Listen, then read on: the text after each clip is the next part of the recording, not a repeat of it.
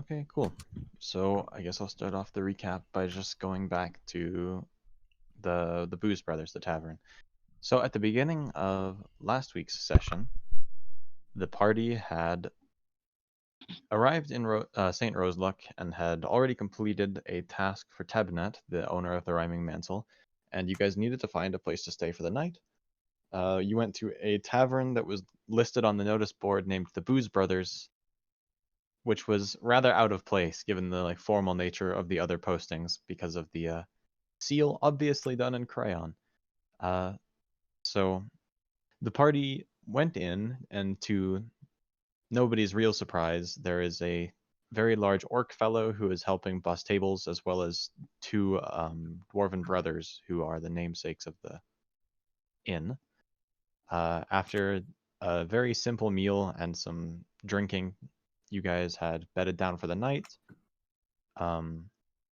The next morning, you had headed back over to the Rhyming Mantle to speak with Tebnet again.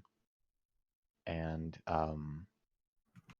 in the process, he asked you to complete another task for him, as well as told you that from what he knows, he can get in contact with somebody that might be able to shed some light on what happened in this city and why the information on the Lionsmith is being censored. He said that they would be participating in a dance at a nightclub in the city in 4 days when the time passed for the solar eclipse. That was either before or after you had done the other task, which involved the slaying of a couple of dretches. Regardless, that was very close to the end of last session. You guys managed to kill them all, got paid by Tebnet, and have presumably headed back to the Booze Brothers for another night's rest. I think that's about it. I think you're right. So, all right. Do we need to go through another night of being in the tavern, or are we going to wake up and... What is the current game plan? unless there's any role playing you guys wish to do, just mark down another, I think it was like a silver piece for the room for the night. Did I cover Andrew last night? I covered Andrew last night. I don't know. I got to sleep. Yeah, because I paid for Nick's room as well. Did I already? Yeah. Oh shoot! I don't remember if I paid for Anya and I's room at the end of last session or not for tonight. No, I don't think anybody did. I'm pretty sure I cut it there. Okay. Yeah, we It's didn't. Yeah. 2 silver. 1 silver piece for a room. Hey, Zach. Yeah. You've Okay. got Andrew for this night. Okay. So we're just assuming I'm dragging Anya with me I to the guess. room. I presumed, yeah. Pokemon rest noises. Doot, doot, doot, doot, doot. And we heal, what was it? Our Level plus plus con mod? constitution. Yep. Yeah, con mod. Oh, look Level at that. plus con. I didn't take damage. Alex, would you like me to pull up Thatch Villagers? Go ahead, yeah.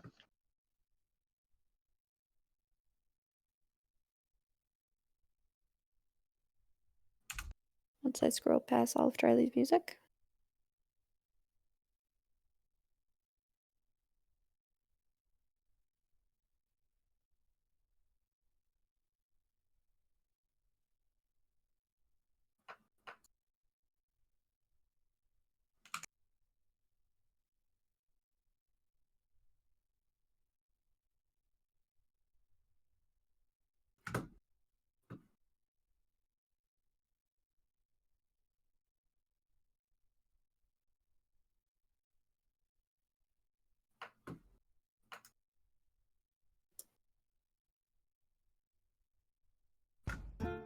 All right. That's lovely.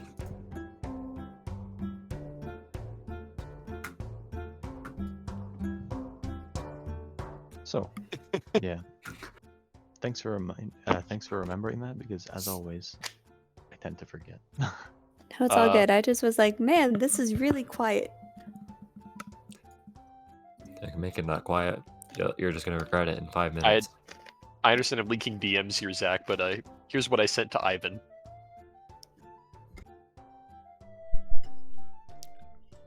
So, as it stands, you guys have essentially 3 days of downtime to do as you wish in the city. If there's really not much else, we can either time skip through it and just mark down 3 silver pieces for the rooms, or you can figure out what you want to do in the city. Explore or head over to the archives again. It's up to you. Is there any time when this party starts? He's told you a day, he has not told you a time. Well, that's just rude. But understandable, I guess.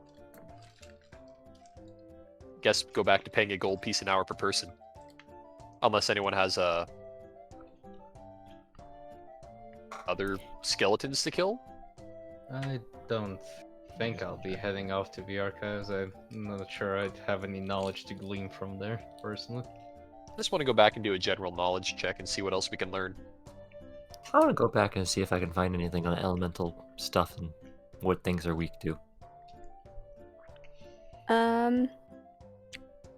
For day 1, I probably would want to go to the archives because now I'm starting to get homesick slightly. Alright. So it's like, oh, I want to see if there's anything like because archives, I mean, libraries, they're slightly different, but the libraries also usually have like newspapers and stuff, so the archives might have like newspapers I might have missed or something. Gotcha. Okay. You do not actually have to like come up with backstories for this. Just Good, because I was terrified. you can just say, oh, this like you found like old newspapers or something from like before I left. Mm-hmm. Okay. You do not have to. So, just for simplicity's sake, it's Logan, Rachel, and Doth that are going. Anyone else? I wish to find a smith to share my knowledge with. All right. I'll just tag along with Miyu. I guess. Heyo. We're I'll gonna hang go around the learn mantle. stuff. Yup. Like, we're gonna learn where people live and who's in charge. Lovely. Alright. I'll be hanging around the mantle waiting for... I gotta wrote his name down. Net. Tebnet to show up to get ready for his party, I suppose. All right. Okay. Let's go through the archives first, just so that I can keep everything in order. So, I presume each of you walk into the archives, get handed your little time card. Who wants to go first? Mine is probably the easiest. That's true. Rachel, go ahead and roll me a just like a perception check, I guess. Yeah, that's pretty decent. So you spend a good chunk of your time at the beginning just kind of searching through and asking around, seeing if you can find out where basically like old newspapers and the like would have been stored. And eventually you stumble upon a small-ish section of the library which seems to just have several drawers labeled with dates and countries. Sweet.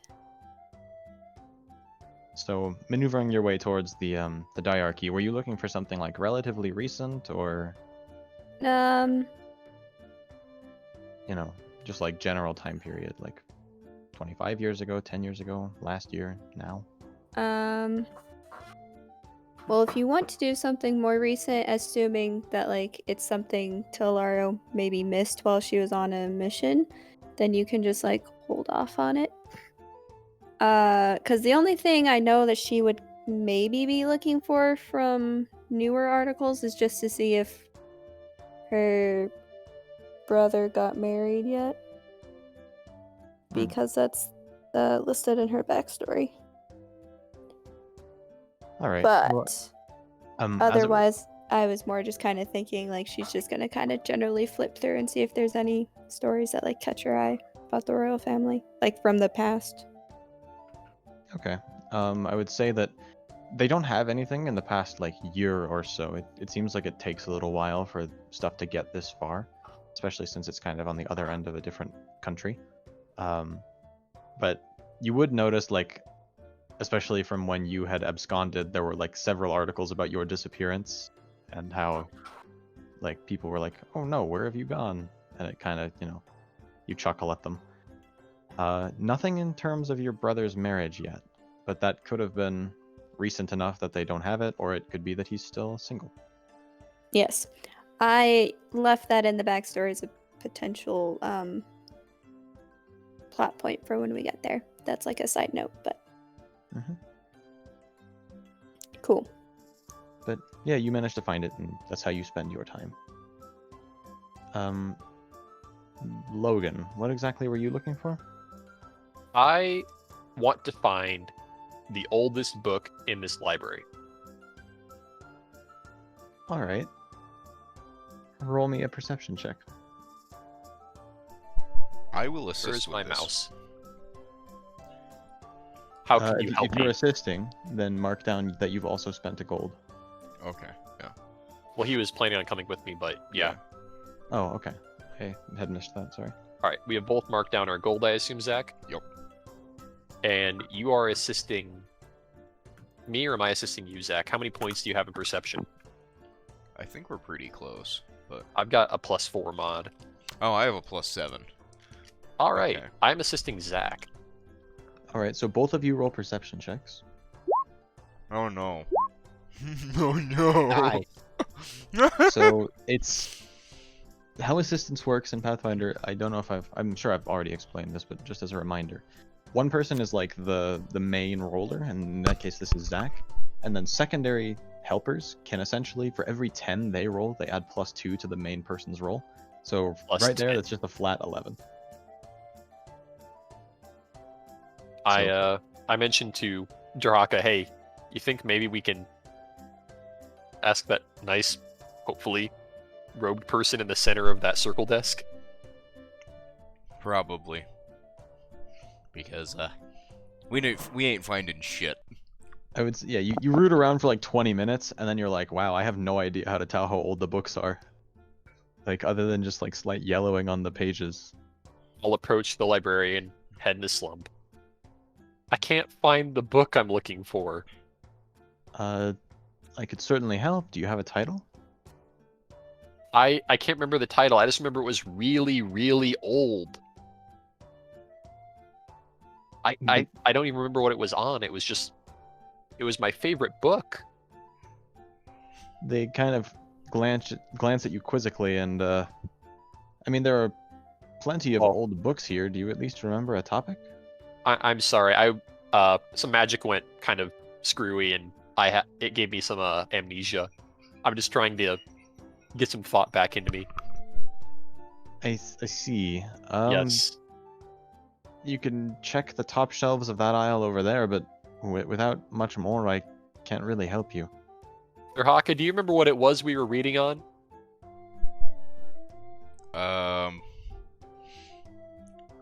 No. Can't say I do. Was it? You know what? I might be able to come up with a topic. Just give me a minute. We'll go check some books over here. All right. As we'll go. This is really funny because like walking up in the Smithsonian, you're like, I need your help to find me a book, and then they're like, what book? And you're like, I don't know, but it's here. What is likely the oldest book here? Is it going to be a history book? Is it going to be a magic book, a religion book? You're in the right ballpark. Go ahead and just roll me like a straight intelligence check, I guess. I think this is a check. Ah, that's pretty decent. So you kind of think back on it, and given that you're in a theocracy, you're like, maybe they've got some like super old religious text stuff. So you go to that shelf that they had pointed out, and the books here are not genuinely, but generally more aged than the rest. They've been on the top shelf for quite some time. Pick the And one with the most basically, dust like- on it. Hmm? I'll pick the one with the most dust on it. All right. You brush it off. Absolutely. And then I hand it to Darhaka to open. Because I'm still on the ladder, I assume. So you brush off the cover, and it looks. I mean, it's pretty old. There's a simple illustration of like a basic magic circle, and it's seems to be like a pretty dang old book from when like some of the spells that are now commonplace were still being like developed. And then you just want to open it together here? Zach, you there?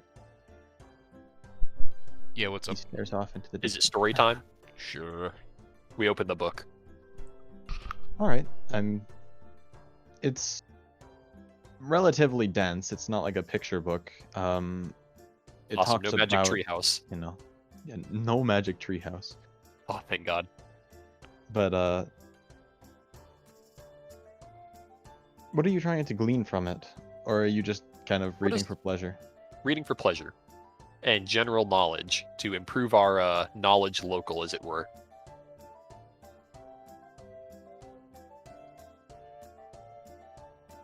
For the sake of ease, I will kind of change what I had in mind for the book, because that was much more like a knowledge arcana deal.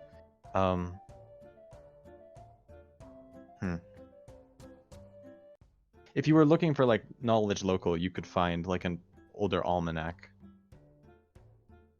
You want the almanac, Zach, or you want to try and read the magic book? Let's try and read the magic book, We're going to read the magic book. because I think we'll do great at that. Okay, With my no points at all in knowledge arcana. that's because it's not a class skill for us, Zach. How I would We will handle brute this force is learning essentially, magic. should you wish to take notes on this using the paper that they have provided, you would essentially be able to make an intelligence check, and if you passed a DC, you could add a miscellaneous +1 to your knowledge arcana. Could I ask if that Sounds- would be for the duration of while we're in the city or the country or something? That would just be put it on your character sheet as a +1, as long as you paid for it. Zach, you willing to pay for a chance at some Yes. knowledge? How much Yes. is their paper? I believe it was like 10 gold pieces, something in that ballpark. I really should have written that thought it was down. I 4. might have somewhere. Wasn't it 4? It was either. Was it 4? All right. I think it I'll was believe you because 4 I gold a page. should have written that down, and I don't think I did. Let me go check my notes.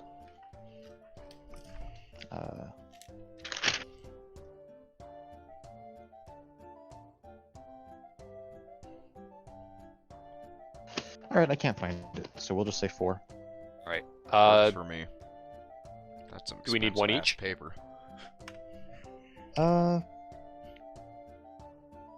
Probably at least like 2 pages front and back would get you pretty solidly set. Alright, so we each buy a page, we each write it front and back. That would work. Zach, Perfect. spend your 4. I have done so. And what, Okay, what marked did off. you want me to roll? It would be Intelligence. since this is improving knowledge arcana, roll a knowledge arcana. Shit. Come on, come on, come on. Yeah, better than Zach. With how I'm setting this up, you both succeeded. Oh! I mean, it works because literally, like, going from a +0 to a +1 is easy because it's like, hey, I understand the very basics. Going from a +9 to a +10 is much harder. Is this improving our knowledge arcana or our knowledge local? Knowledge arcana. Wonderful. So we're Zach, who just- needs knowledge local? We need knowledge I arcana. know, right? So we're So- throwing just a +1 in like the misc Yeah. category. Into the misc category. Zach, we're learning. Zach and I Huzzah. will sit here and pour over magic that would be considered basic math to any other Yeah, you're wizard. I basically assume. going through like preschool wizard school. Hell yeah. All right, we'll start our preschool education then, for the rest of the hour probably. Yeah, that takes you the rest of the hour.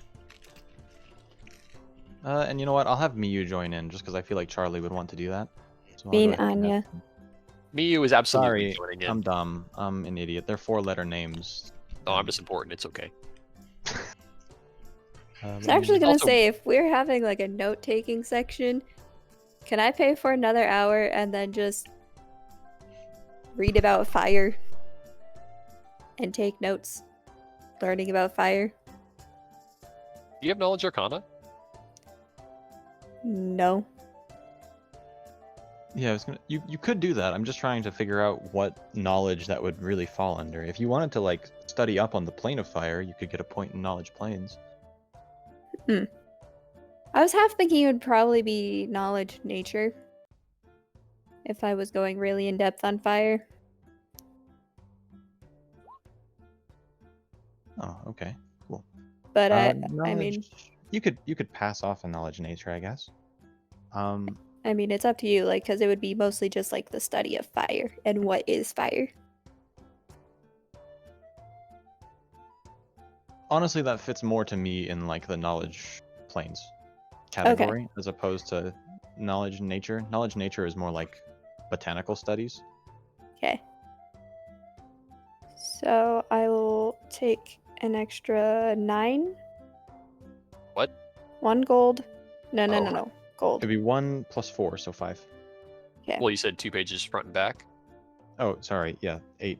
So 9 total. Okay. I thought Rachel was talking about a +9 bonus. Nope, No. nope. I was trying to calculate gold. I'll take an extra 9. Put it under misc, not temp. So, Put in planes. I'll just that say is that Anya plus is 1. also joining in with you guys, or with you too, and seems to glean a little bit more of that information since they rolled much better. Well, above 20, really. I went from a -1 to a 0. That's progress. You've learned that somewhere out there is a plane of fire. Yeah, Right. I've kind of determined that the one of the first thing, I really need to work on upgrading these dump stats when we can improve scores. So, like, at your 4th level, you're putting your +1 into wisdom? Yeah, probably. Perhaps you simply found the Chronicles of a Dark Soul. Yeah, I should probably try and Shut up, raise Nick. my int. So, I'll say, who was anyone else? It was Andrew, right? Mhm. What were you up to? Magic. Take 2. So you're gonna, I'd just say like eventually you run into the other 4 or the other 3 that are all kind of huddled around this book. So if you want to do the same process of knowledge arcana, Let's do it. So just roll an Arcana check. Ah, my Oh, yeah, ears! go ahead, add your +1. Woohoo. Wow. Oh shoot, I didn't even roll, but I guess if it's -1. If it's spending an hour on -1, just go ahead and roll knowledge planes. You don't have to roll high. Okay. Hold on, give me a sec to Just don't remove. roll nat ones. Yeah, don't roll in that one. Yeah, that's more than enough to get the very basics. I just imagine like Talara was like ready to leave, and then she just sees the other people like studying, and she's like, I must spend another hour after these people leave to study and become So- smarter. And that Well, is the most yeah. intelligent she has shown this entire time. That would consume, yeah, a second hour from you, Rachel, and that's the end of the first hour for everybody else. So Yeah. I'll move over Cody while the rest of the nerds are studying. You wanted to go try and find a smith of some sort? Yeah, I wanted to go find a smith to make me a sword gun. All right. I'll trade the Uh, knowledge for the gun. I'm about to Hopefully. hit you with that price tag. No! Hit him with not it. price tag! So you find a fairly decent there's like a good number of smiths in the city that seem to be relatively decent at what they make. especially one of the like certain religious sects is focused on forging and like smiths. So there's a district where it's just a whole bunch of blacksmiths all kind of together. I want to go Um, near that, if not into the outskirts of it, and try to find a blacksmith who seems to be decent enough, but is struggling and is struggling for whatever reason, but his work is, you know, okay to decent. All right, go ahead and I guess roll a. Is that sense motive? It would probably be knowledge local, if you have it. If you don't have knowledge local, roll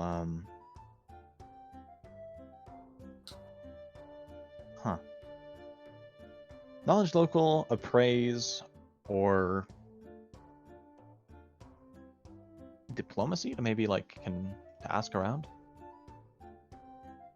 Do you have any of those Take the skills? praise.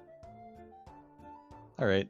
So you spend a decent chunk of time just kind of wandering around, checking out several smiths.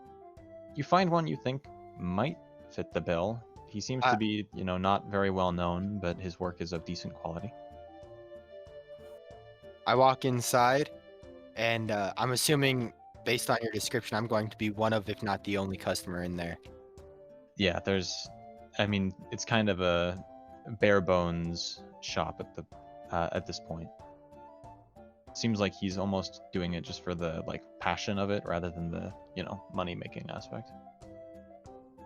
I walked up to him and I go, "Say, you seem to know what you're doing. You seem to have some pretty high quality wares. It's interesting that I'm the only one in here." There's no need to flatter. I know that there are people much better than me in this city. That's probably where all the customers are at.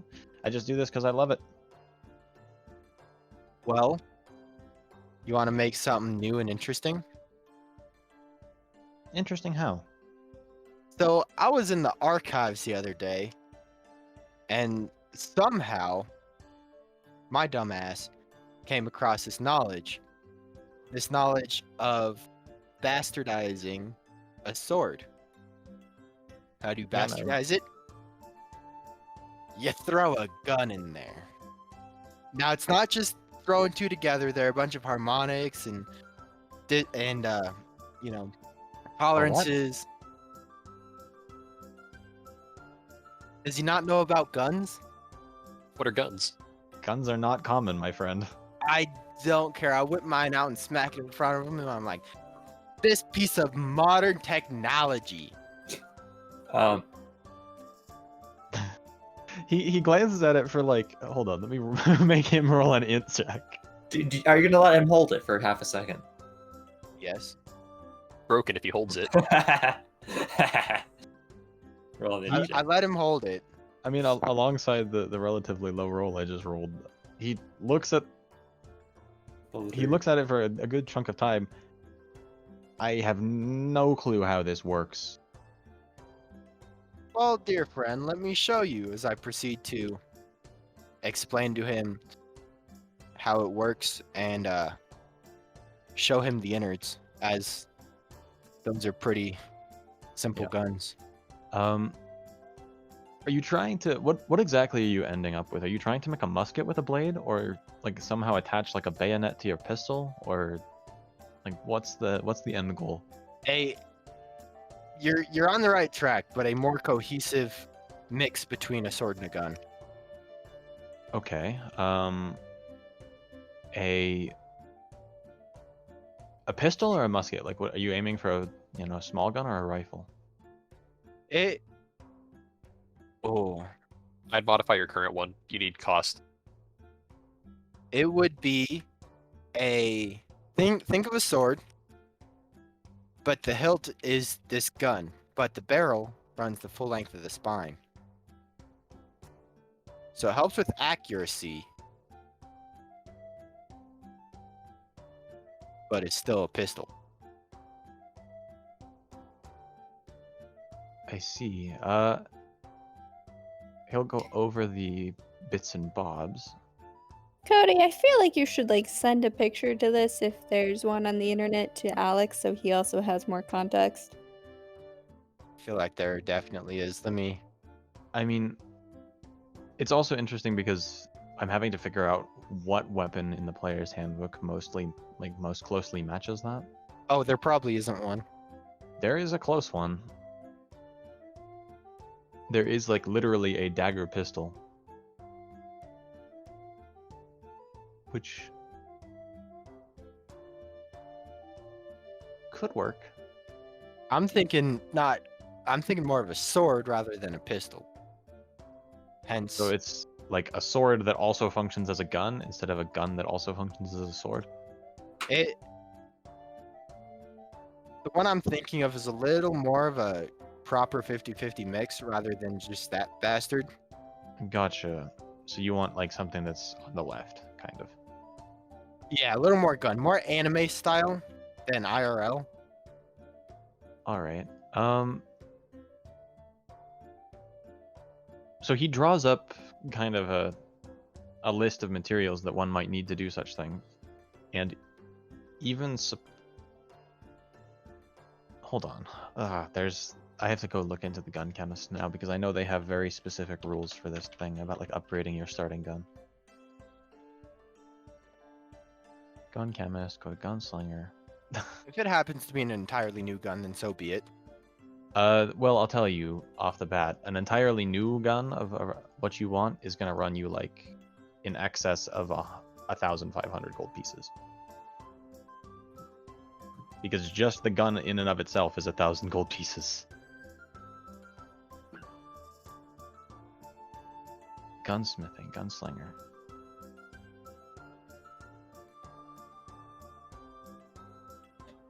Okay. So at the time being, because of how the class works, your starter pistol only even works when you wield it. The starting weapon can only be sold for scrap. It's worth essentially like 40 gold pieces. So if you wanted to make a change of this magnitude, I would say that you would need to get a new gun commissioned, and that's expensive. So the price you're looking at to get that gun pistol or like gun sword finished is going to be around like 150,000 gold pieces. No, not 150,000. 1,500 gold pieces. Okay. I'll It's be out of back. your price range for now, but that's something you can save up for. I tell him that I will be back and that I give him all of my info. I say I hope this helps with the price a little bit, sharing all my knowledge on the subject. Hi, I'm Tachanka from Siberia. And Oh, we I got a tell him name. I will be back in a Terminator style voice. He gives you a thumbs up as he sinks beneath the lava. Kidding, of course. But yeah. That's basically meta. That's based on the price of a normal pistol being 1,000 gold pieces, and like a double-barreled pistol being like 1,700 gold pieces. So I'm gonna say like a modification of like that degree would run you around that price. So 1,500, okay. as it stands, that I think wraps up everybody. Did Nick, were you up to anything? I think I was waiting for. Ah, Yeah, okay, you Tebnet were to waiting get for back. Tebnet to come back. All right. So If you it's head gonna over be- presumably to the Rhyming Mantle. Mm-hmm. All right. You push your way through the familiar marketplace by now, and once inside, there are, seems to be kind of busy at the moment since it's around midday. There's 4 or 5 customers kind of walking around the aisles, seeing if they can find something that catches their fancy. Tebnet is not out on the floor right now, but the 2 cashiers that you've seen before are. And given your previous dealings with him, you figure you might be able to get him to come out if he is here indeed. Tebnet, you mean? Hmm. I believe last time you guys walked in and the store was empty, and after a little while he just came out on his own volition. Alright. So, I would chat up with Clerk about that. So how does your boss usually manage this place? Does he randomly appear? oh, well, you see, the shop's bigger on the inside than the outside, right? There's, obviously some space warping magic at work. It doesn't quite end there. There are, rather extensive back halls that are hidden from sight. I see. If you'd like to talk to him, I could probably see. I think he was in the back last time I checked. If you don't mind, I got a quick question for him, if he's not too busy. Alright. And similar to what you had seen before where Tebnet disappeared, you see, I'm assuming this is Owen you're talking to, he ducks behind the counter and seems to disappear. You wait several minutes and eventually Tebnet comes back out alongside Owen. Owen screws off and goes to talk to other people. Hello, my tiefling friend. What can I do for you? I was curious what time the event was supposed to take place. Or, did we get a place, actually? You were told it was a nightclub in the city. I do not believe you were told which. As well as directions. Alright. He will take out a small piece of paper from his supplies and kind of sketch out a very rough map of, like, it's this many blocks down, a couple blocks to the left.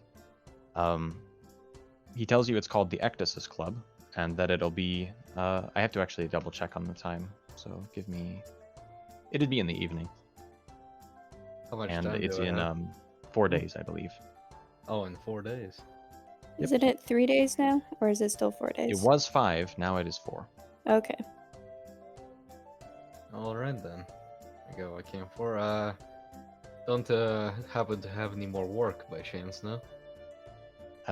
Fresh out at the moment, but there's always new stuff coming in. Alright then.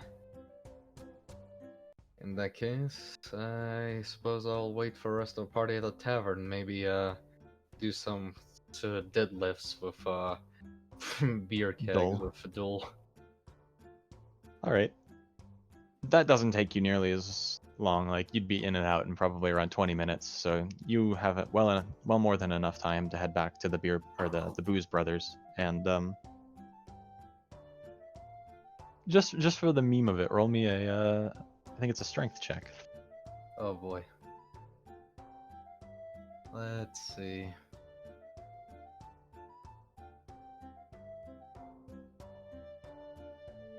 Funny enough, you end up even outperforming Dull. He's kind of like gets started and it seems to be going pretty well for him, and then he like pulls a muscle in his arm and just, ow. I give him a nice lay on hands. Thank you. Pat in the back. He did not roll very well, but you have well more than like half an hour just to exercise before most of the rest of the party could return if they wished. So, where are we at?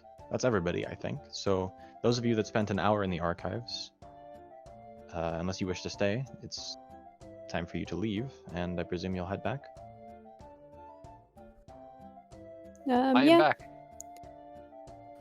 Tolaro's probably tired after reminiscing and then learning about fire. She does just kind of look over at Doth and go, "Did you know that there's a plane made of fire?" Roll knowledge planes. I guess.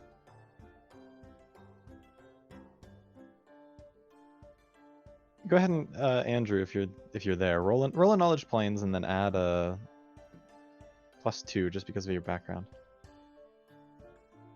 Okay. Andrew might not be here. I'm here.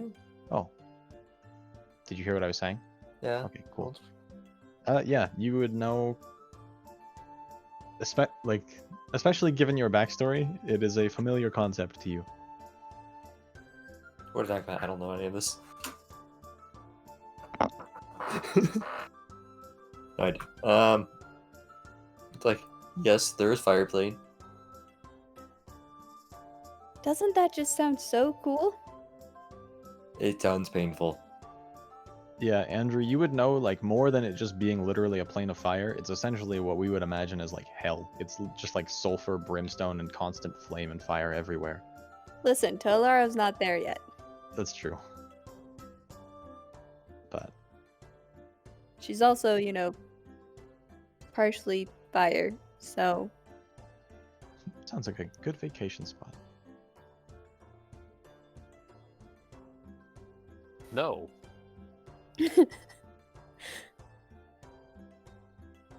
Anyways, It's a plane of fire. There's nothing good that could possibly be there. what do you mean? The fire is the good part.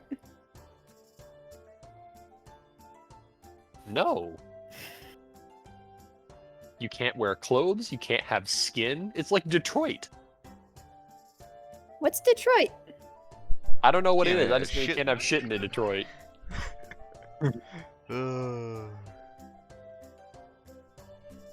But who cares about stuff like that? Fire! Cool!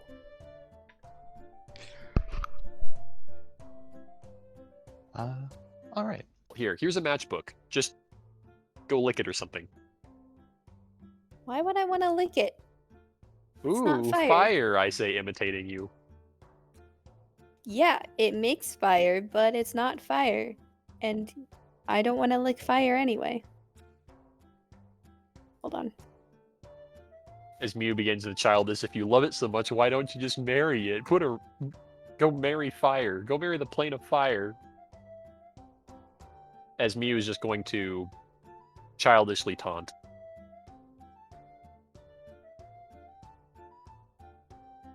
Just so that I remember, how old is Mew? Old enough to know that this is unacceptable behavior. Okay, I couldn't remember if you were like actually 13 or if you were. No, I'm not. I just rolled bluff is all. I see. Sorry, I missed something because I swore there was knocking at the door. But It was me asking how old Logan's character actually was because I forgot. okay. It's like, now, little one, be nice to the child, okay? Alright, I'll be nice to her. Wait, did he insult me? Yes. No, Doff did. No, like literally, I said, but it creates fire, but it's not fire. I don't want to lick fire anyway. And then I said, hold on, because I had to go deal with the door. Almost just broke my He He toe. was teasing, but not insulting. Okay. So, like, I literally just missed that part of the RP, so I have no idea. He was childishly teasing, telling you to go marry the fire. Oh. I mean, there are worse things in the world.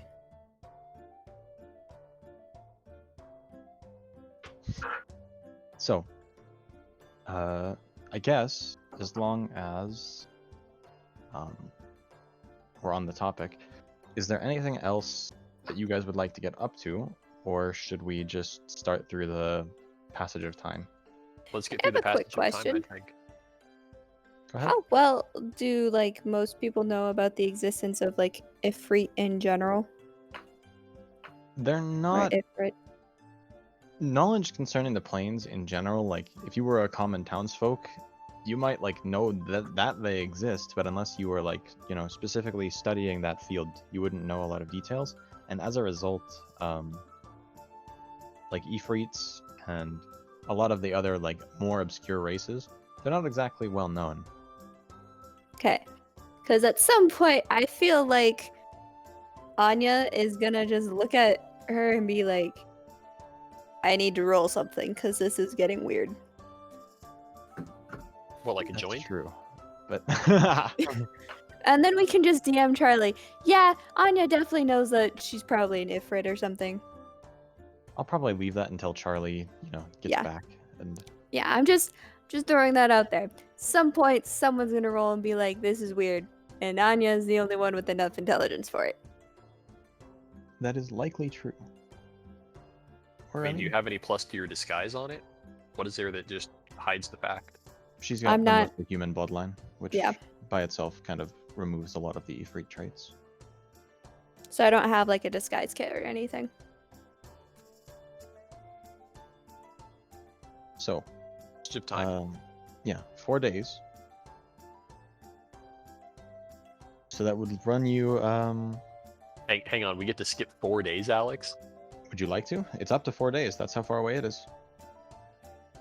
Well, first off, the first day I just get to get rid of that Constitution modifier. This is true.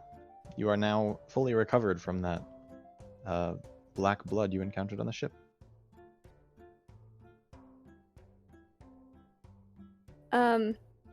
Can I skim through potential like help when in post or like looking for what's the word I'm looking for? Craigslist of posters for like Goliaths to replace the dead ones. Yeah, that would pretty much be easy enough in a coastal city this large. I'll go into the like hirelings section to figure out how much they'll run you, but there are enough like free sailors here that it's not hard to find replacements. Okay. I'm just more like skimming to see like to keep an eye on them and like get a general sense of how much it'll cost due to having to replace them.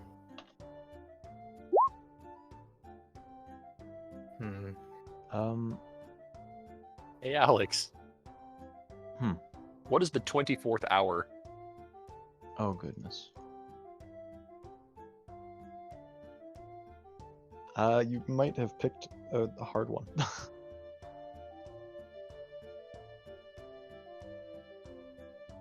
dice picked. I didn't pick it.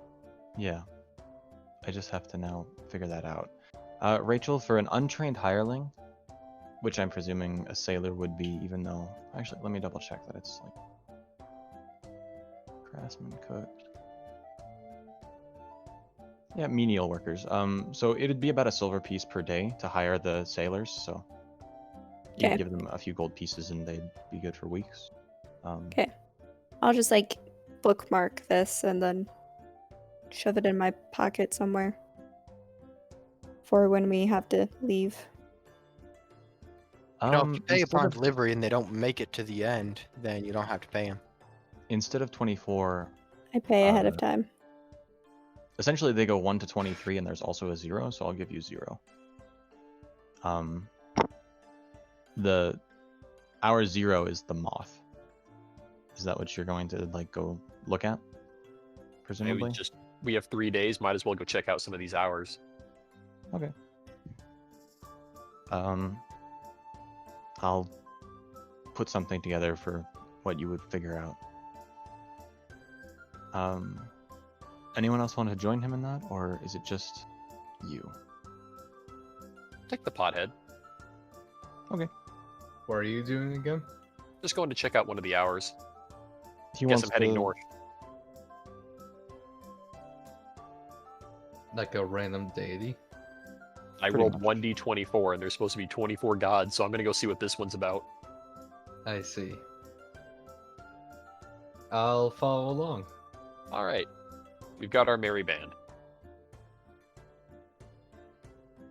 Okay. Do.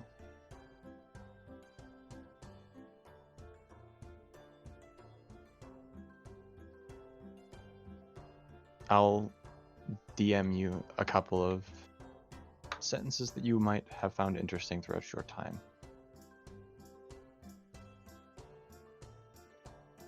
And we're wanting this to happen on day 1 or 2. I would say it depends on how much gold you want to be spending, right? Because you'd be spending this in the archive. Oh, I just meant physically Or go there. unless you meant literally go to the cathedral district and just ask around. Yeah, just walk over there. Oh, okay.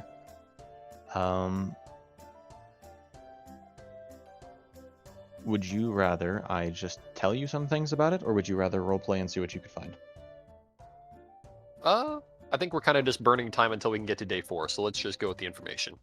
All right. I'll ooh and ah as it comes to light. So I'll just get this because it's easy.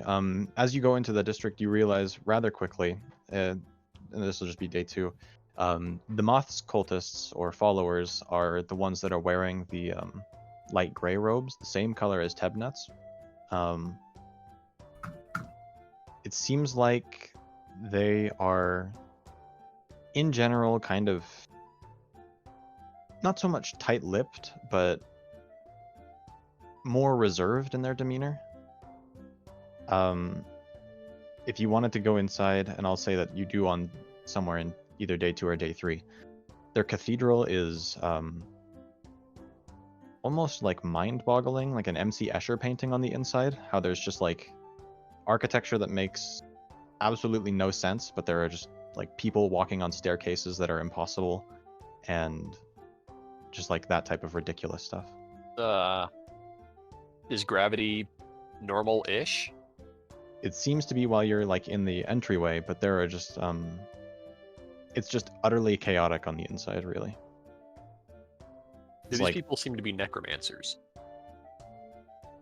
not in the traditional sense. That is not a comforting sentence.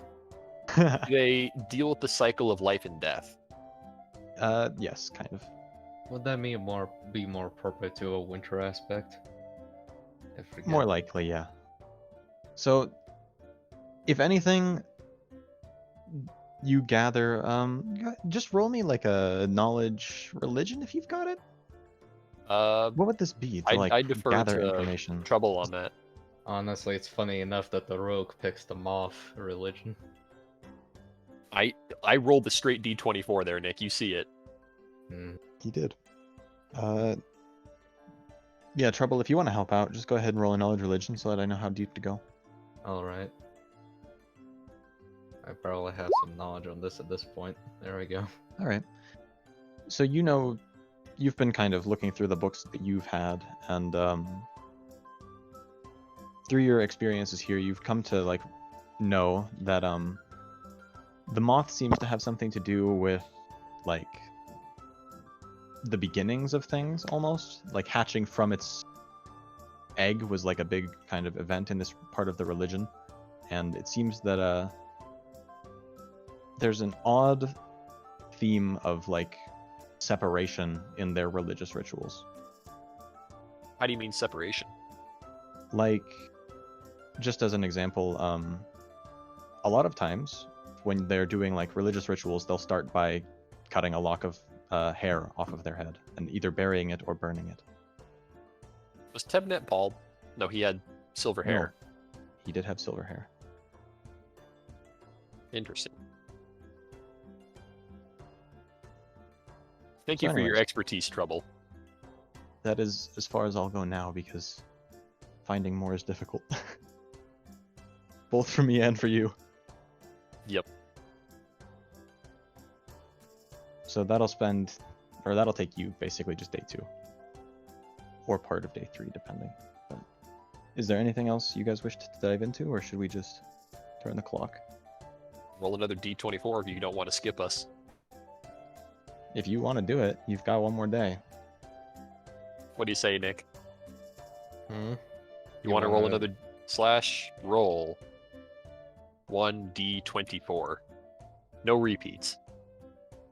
Sure. Well, no, let's not even say that. Let's say repeats are allowed. 13, huh? Hour 13. So I can imagine them at the breakfast table trying to figure this out. Until Lara's just sitting there going, so the hours are what they call their gods. It's a whole pantheon of 24 beings, yes. But there's one that they are pretending doesn't exist currently. Probably, but yeah. Their main one currently is that they worship is the Eternal Sun? Lionsmith? No, No, Lionsmith there's, is the one The that was... Lionsmith is the one they're censoring, if I remember correctly. So he is the one they're pretending doesn't exist, one of the actual hours. Yes. I believe so. I'll leave I'm it to more you. doing this Okay. in character as Tolaro's trying to process than which hour is it? Like, is it 2 p.m.? What time is it currently, Alex? Funny enough, the one you just rolled is 2 p.m. So it is not 2 p.m. I'll give you a real brief breakdown. The one you rolled now is the Madrugad. It's associated with 2 p.m. It's interesting because there's imagery in this cathedral of a very much like sun-focused imagery, but then there's also on like the east side of the church as opposed to the west. On the west, there's like a single sun, and it looks like there's everything looks kind of more idealistic. When you look at the east, there's like a almost like 4 smaller suns, and one of them in particular is the one that is the hour being worshipped at this cathedral. One of the 4 suns is, Yes. but on the west So- side there's a single sun. And as your bit of lore, I will tell you, there's like part of the creation myth of this deity was that there was once basically just like a super hour called the Sun in Splendor, and at some point it was split into 4 pieces, and they worship one of those 4 pieces called the Madrugad. Did they say what happened to the other 3? Not in this one.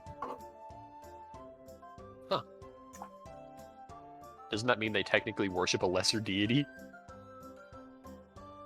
They almost like if you went up and asked for that, they would lament it, because if they could, they would worship the Sun in Splendor, but they believe it to be dead.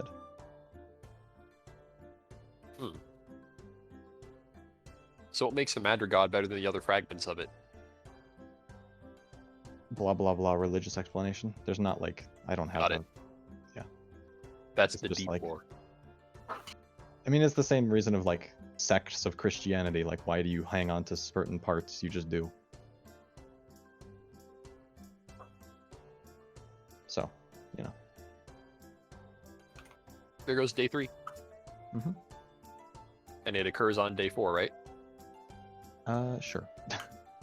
I'm not sure if you'd have 1 day left or not, but just for the sake of ease, we'll say that. We. I was just gonna say, did someone explain to Alaro that the Lionsmith is not 2 p.m.? Did Yes. someone explain this? Okay. So, What Now that time we're- is the Lionsmith? that would be relatively easy to find. Let me check. Because I also don't have that memorized. Um,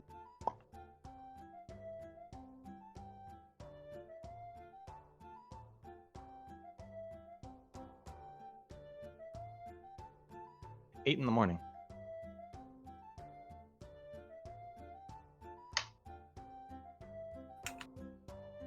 Eight in the morning.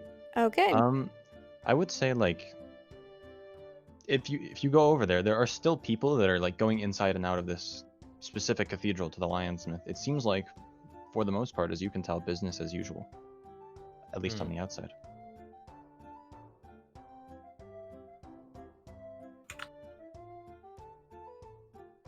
Is there entry into the church? There's no entry fee, but you can just walk in. Essentially, there's like a large open. What is the name of like a 24-sided shape? It's practically a circle at that point, so I'll just say it's a circle. The cathedral district is just 24 large cathedrals, as that post says, which surround a large central spire. So people are out walking around this basically like Times Square in New York.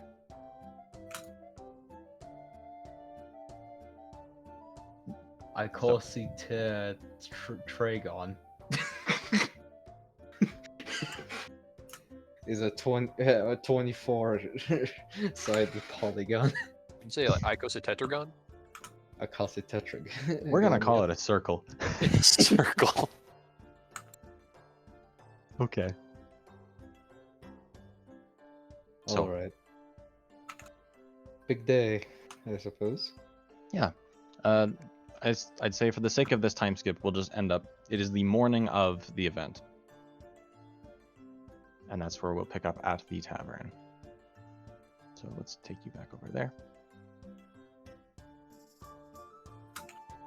I'll announce I'll be leaving for the event in the evening, and invite anyone else who wants to pay the 50 gold fee to come along if they wish. I will be attending the event, but I want to try and find a way to get in without paying. Do you say that out loud? I guess. That's a great question. Let me roll. No. Craft big think. I enjoy that. His big. That's a very good way to just int check it.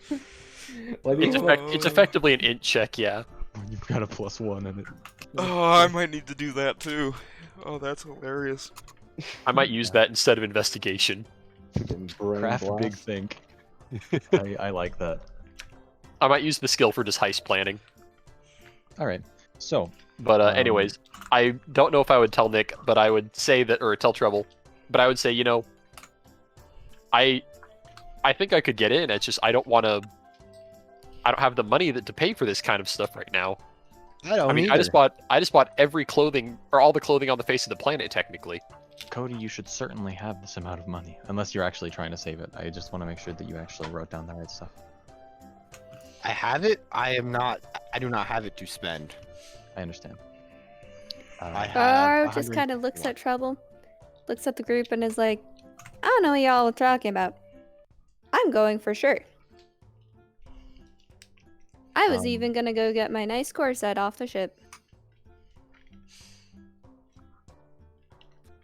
Where is And that? just in general, I would say the air in the tavern today is kind of more abuzz, and there are well more than average number of guests, simply because this is basically in the direct path of the solar eclipse that's happening today.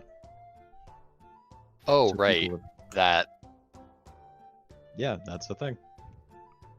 The solar eclipse that's not related to anything whatsoever. Time to go set up a very large circle. Hey, Cody. Yeah. Is this 24-hour JB Weld? Maybe. Shit.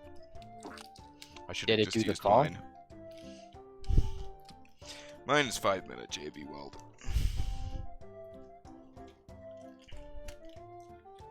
I lack context for that, but that's fine.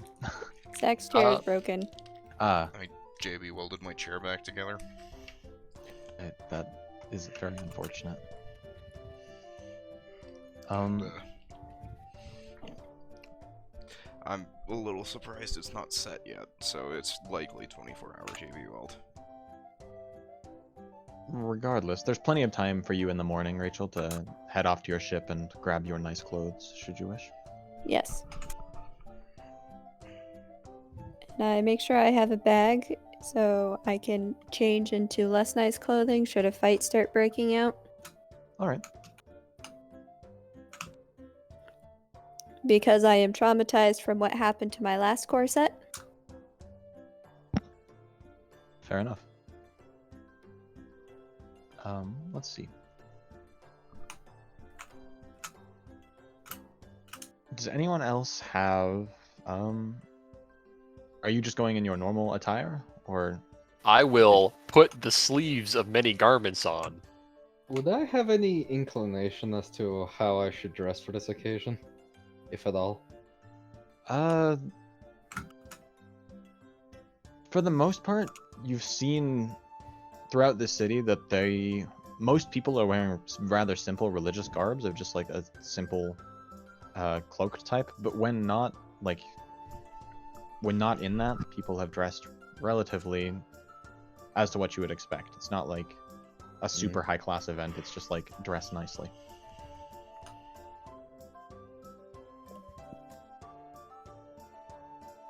Would I... I'm curious if I should bring my armor and weapons with me is what I'm thinking about. It would be seen as acceptable if you had like an outward facing holy symbol and you're like, I'm a paladin of this faith. I can hide it if necessary. I've got a set of executioner's clothes I can wear. That's probably gonna get you in more trouble than the armor. So how much trouble would I get very in just in simple, my it's- standard garb with like hood up? You might get, some glances, just as like you look like a shady figure in a bar, but Hmm. I'll break out the nice clothes. is no surprise from Mew. And I'll say, Charlie could probably switch into some elements of school uniform as opposed to just like traveler's cloak. That makes him look a little bit more officious. Wonderful. I guess I'll just bring my scale mail and wear the cloak that comes with my executioner set. I wipe Cody's eyebrow. I wipe Karakos' eyebrows clean and draw a smile. And for this, I'm not sure. I think I'll try and hide the Lionsmith sword in my room, and just keep my normal Masterwork sword if I guess I need to bring it. All right. Not Masterwork sword, just normal greatsword. Sorry. If you're hiding the sword, either roll a stealth check or tell me where you're hiding it. In terms of No, my hang on. room, I know where to hide it, Nick. I go to the expert on the matter. Why Okay. don't you just put it on the ship? I take trouble. Oh yeah, good call. That is actually a good idea. My idea was just gonna be we go over to the dwarves and I tell them, hey, can you put this underneath the mac and cheese? No one's gonna find it there.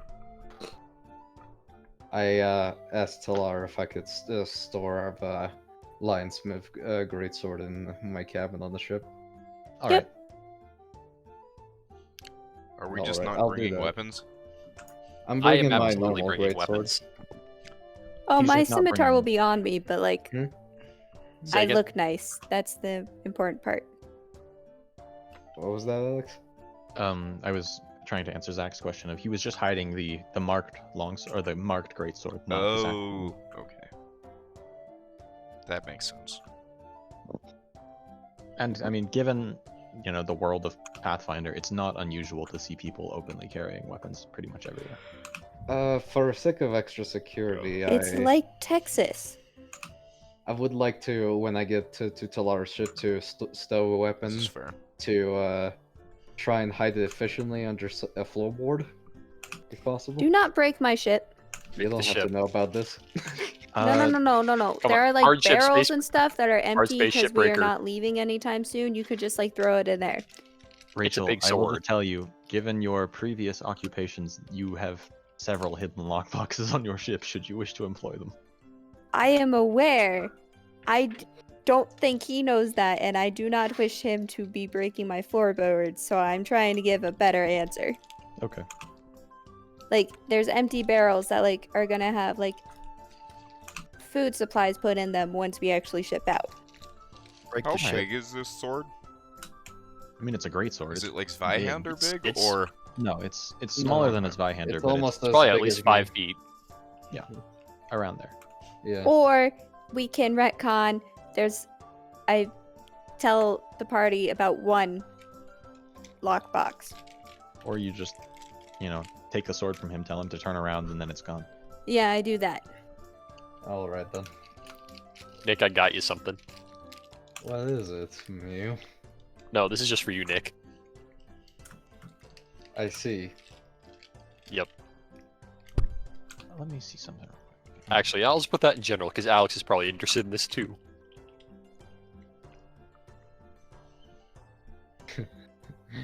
Yeah. Just like party dynamics wise, if you try breaking the ship, Telaro might actually throw you into the ocean. I've already Dex gotten thrown into the ocean once. I'll live. Don't worry, Nick. The Dex character can't throw you in the ocean. They're not strong enough.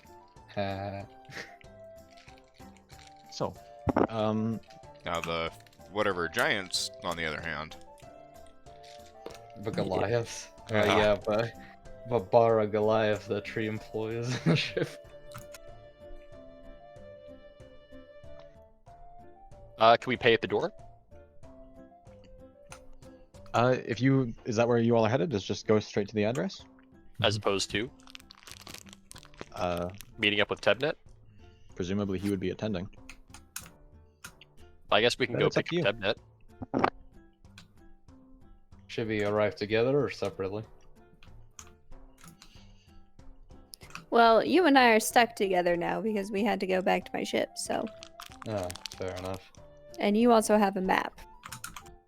True. Oh, please tell me you're wearing a shirt. I'm wearing what I normally wear. Do we need to go get Doth a shirt? I mean, I am wearing armor. You are? That's fair. Okay, that's good enough. You know, funny enough, I did write up a song recently in Yeah, case I had to I'm wearing perform, chainmail armor. so I'm curious if that'll be necessary. All right. At least Doth is not just like bare-chested walking into this club. So we got Zach, Cody, Doth, and Nick here. Yeah, I'm presuming everybody is at least entering the club. But, Uh, Where's the pay or the pay to play? Well, You buy a drink. 50 gold. as you enter the club, or as you get even close, you can see that this club is rather popular. At least it seems to be one of the more visited ones in the kind of entertainers block. The outside is very far from simple. It's rather extravagant. There's just like long flowing sheets of silk that are kind of draped along kind of the streets nearby, and there's a rather large sign that pronounces this place as the Ectasis Club. So Lara was vibing so hard right now. Interestingly enough, there is kind of hold on. Actually, let me hop back. Did you decide to head in with Tebnet or without? I will head in with Tebnet. All right, I'll just for the sake of ease, he was waiting for you guys at the Rhyming Mantle for some time, but he'll travel with you to the Ectasis. Can we ask various questions about where we're going and what kind of things are expected? Certainly. Did you have any specific questions or just in general info about the place? How many people? Like how many people will be like attending the event? How many people Yes. will be Who's hosting it? Is it just an everyday club event?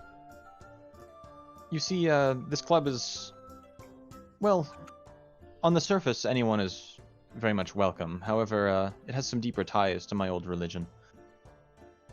I happen to know the hosts. They were at one point my mentor. And I'm sure there are still enough friendship there to get me through the door, and should you follow, you as well. Wonderful. Are there any particular mannerisms or other behavior that we should be aware of? Both to avoid or to practice? It's generally considered polite to have at least one drink prior to the show. In fact, I would very strongly suggest that you do. Entry to the club itself shouldn't be a problem, but the dance my friend is performing in, it's better to be inured. I see. Are we going to a strip club? Not exactly. You ever seen belly dancing? More like a cabaret. Yeah, it's more like a cabaret. That's not really that much better. So a classy strip club. much. Exactly. I see. Much, yeah. We're going to a classy strip club. All right. Well, Caracos, you coming? Alright. Yeah, I want to go to the fancy strip club. No wonder it's You so can expensive. Did you put your see glitter on?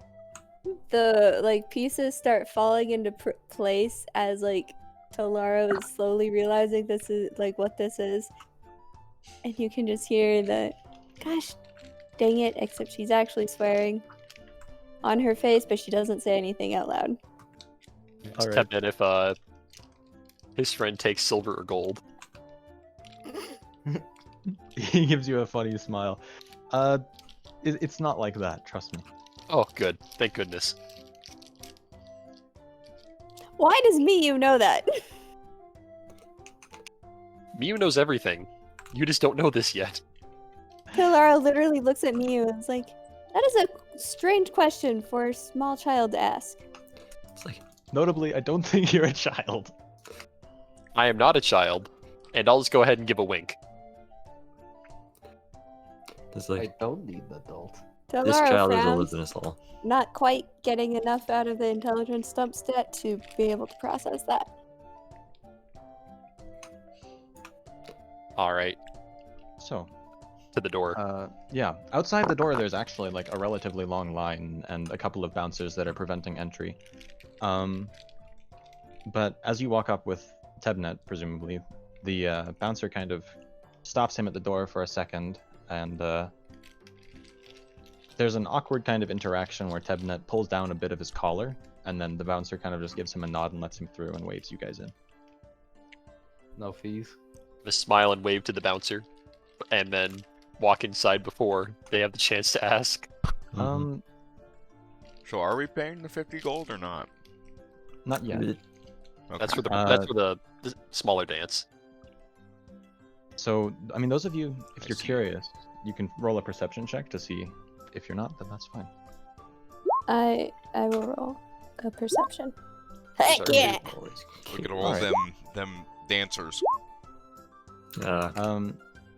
Well, this is for that little kind of exchange at the front to figure out how you guys managed to get in. I would say, given that it was a pretty brief moment, Talaro, you see something kind of interesting for when Tebnet generally wears quite a bit of clothes, but when he pulls down the collar, you can see kind of an interesting like band of silver, almost like a tattoo around his neck. And that was presumably what got him waved in. Do we notice Regardless, anyone else in the, I guess, in the club that has that same tattoo openly visible? Yeah, if she looks around, which would not be that hard to do. Yeah, I'll look around.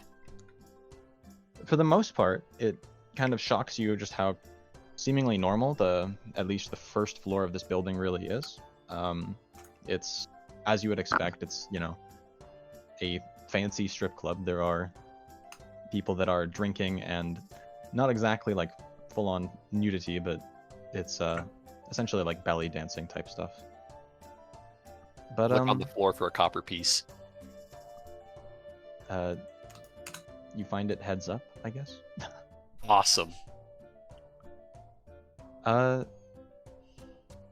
Notably, you do see one person with a similar kind of tattoo. It is one of the employees of the establishment, and you can see upon closer inspection that it is a pair of entwined serpents that goes all the way around the neck.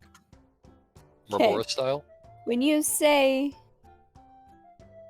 Like a double employee, helix. is it like another like general staff is like member or a- is it a dancer? This is a general staff member, like a barkeep. Okay, because if it was one of the dancers, Lara was about to have many questions that she could not ask. Ask Tebnet if he Um, comes here often. I haven't been here in quite some time. In fact, Jesus. I just don't see you waving to anybody in here. my friends mostly hang out on the lower levels. Lower levels. We're going down, not up. Indeed. Oh. Down into the cesspit. And with that, he does kind of take you through this mostly normal club at the top, and there is another set of bouncers. The same deal happens where he kind of pulls down a little bit of his collar and shows the tattoo, and you guys get waved even further into the club down a set of stairs.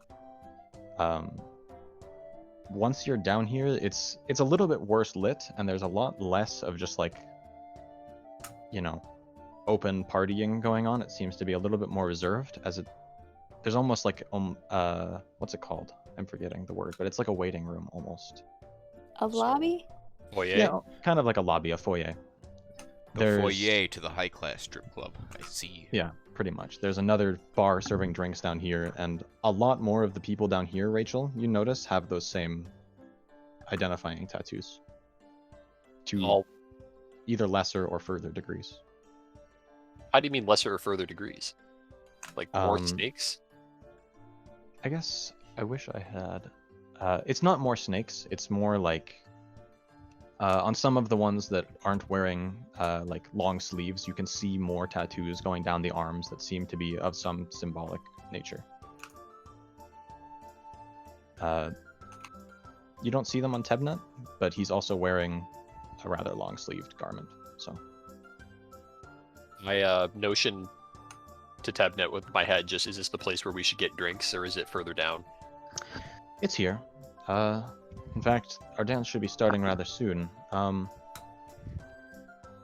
you see he goes up to the bar and he says, now this is the part where it gets a little pricey, you see. And he'll go up to the bar staff and he asks for a cup of sanguine. Aww. And you see that he slides over 50 gold pieces and is handed an ivory glass of... It's not an ivory glass, obviously, that's retarded. But an ivory, cup? That works. Chalice. It's not... Yeah, pretty much. An ivory chalice filled with a... Goblet. It's a liquid that gets poured out of a wine bottle, but it is just straight up the color of blood. Laro sees the chalice as it is all over. It just immediately slides over 50 gold and asks for the same thing. I'm not level 3, I don't have poison resistance or immunity, I mean. I'm a little concerned about the whole blood thing, but how much do we trust Tebnet? We've been kind of blindly following him for a bit. Sense motive? I have a question. I would like to sense motive Tebnet. Alright. Nat 20, baby. Wow. You take time to kind of judge his expression as he goes up and orders and receives his drink, and you don't see him, message anything in particular to this barkeep. It seems like he's drinking the same thing you are, or you would be. I guess I'll go up and order mine as well. Tebnet's Same. legit. Alright, 50 gold off, I suppose. It's a shame that I didn't check the bartender. Yeah, So- no, literally, Laro just immediately is like, sold. I would say, just as like a bit of flavor, because I actually managed to pull this up, it's essentially a blood red wine that smells of cedar and tastes of tannin and cocoa. That wouldn't be a wine then. But That's what it says. No, that would be. would it? But I mean, if it smells of cedar, it means it was. Oh yeah, never mind. and There I are would plenty say, of wines finished in That's fair. like And whiskey like barrels. Yeah. to each of you that finish the glass, there's Granted, cedar is not a common barreling material, I don't think. No. immediately as soon as you finish drinking it, there's an effect on the senses. It's kind of almost mildly hallucinogenic. The colors around you seem to be brighter, especially the reds, and They spiked our wine with LSD. Did we leave Anya in the... I'll just say she came along, and she's just having the time of her life. I was gonna say, did she... A patron just randomly buys her a drink. Doesn't lose any gold. I mean, do the other patrons in the bar seem to also be having the sanguine? There are a few other people, not 100% of them, but there are a good number who seem to be with the same ivory cups that you are. I mean, Charlie probably wouldn't care too much if we told him why the gold was gone. How much do you think they would notice if their cup just wasn't returned? 'Cause I like this cup.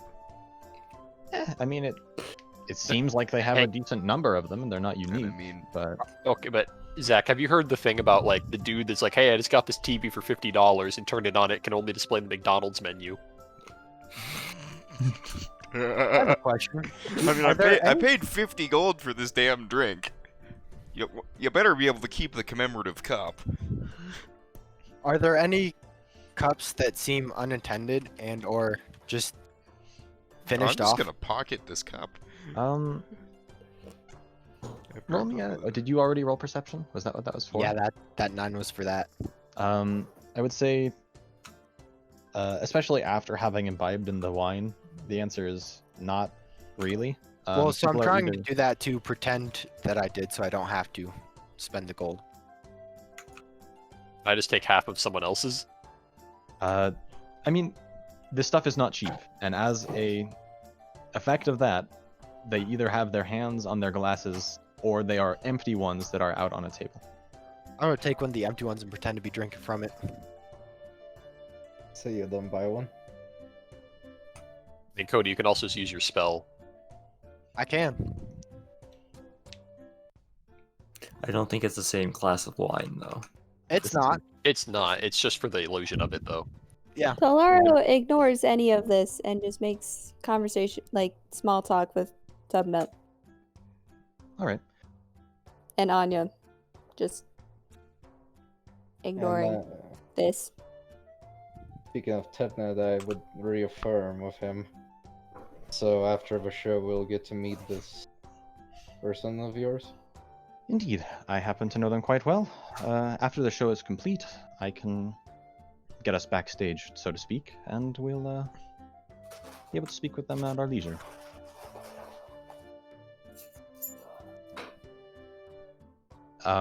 Would it be sleight of hand to hold on to one of the empty wine glasses?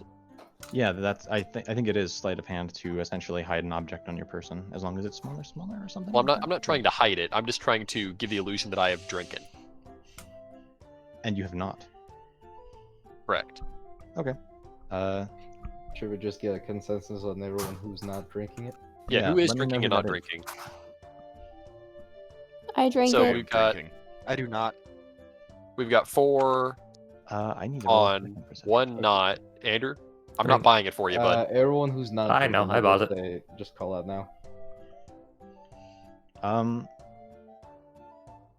So yeah. Cody and Logan aren't drinking or aren't Tell you what I'd drinking? like to do.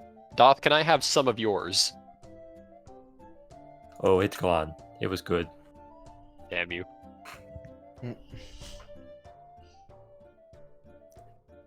Let me see. Give me 2 seconds. You know what? If the sense motive is in my best judgment, I'll drink the wine. If you Alright. don't want to drink it, we can trade glasses. That way you've got an empty glass in your hand. So, I'll just take the glass actually, Alex. I'll be with Alright. Cody on this one. then I have to resume what I was doing. So give me 20 seconds.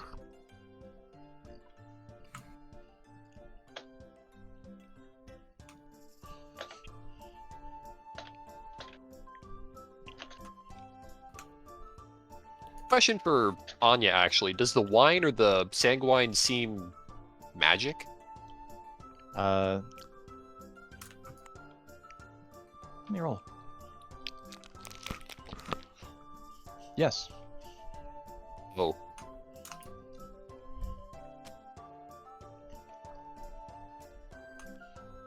Oh. Does that change your decision? It further complicates it because if this is some kind of like you need to drink it in order to meet with the dancer because it's something you can only see while you're currently intoxicated, or it reveals true intentions, it could do anything. It could be enchantment magic. If you want in, you're drinking it. Yeah. I mean, you kind of already paid for it. What do you mean I already paid for it? Did you not? Or no, did you just? I just palmed a glass so that I could look like it. Ah, okay. So, Yeah, I'll pay for it. So everyone has drank except for Cody. Correct. All right. So same to you. Again, like as soon as that wine passes your lips, you get that mild hallucinogenic effect, and just like the colors start popping out around you. You see at some point an announcer comes forth from one of almost like a red velvet door from one of the side rooms, and begins gesturing a couple of patrons into the room, and puts a sign out of the front, or out by like the front of the door, that reads "The Unveiling of the Self." And Tebnet will motion you guys to follow. Follow, I will. All right. So, as you enter, as you guys all kind of file in, you're greeted with a moderately sized room. It's not exactly massive, but it could fit maybe up to 40 to 50 audience members, with a kind of like curtained stage that is currently still curtained. There's around 10 or so other people in the audience. Notably, there's an attendant in like purple robes who's currently carrying a keyring, and immediately what stands out to you is on each of like the seats meant for you to sit in, there is a pair of manacles. And it seems like the purple-robed attendant is going around, and as people are sitting down, he is locking their wrists into place. How heavy duty are these manacles? They're not like, super thick chains, but they're well made. Are the manacles tied to I a lean chair? over to or- Tubnut. What are the manacles for? To prevent some of the weaker-willed among us from interrupting the show. Tolaro just kind of nods. Again, wisdom and int are dumb stats, so she's just going with it.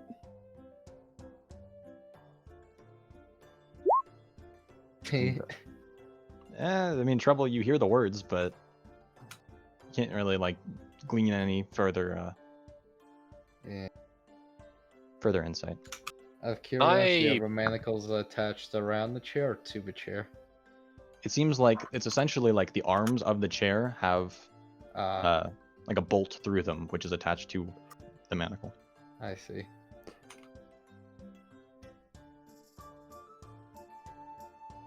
And he goes and sits rather close to the front row, actually, and proceeds to get his arms manacled. I'll sit 2 rows behind him.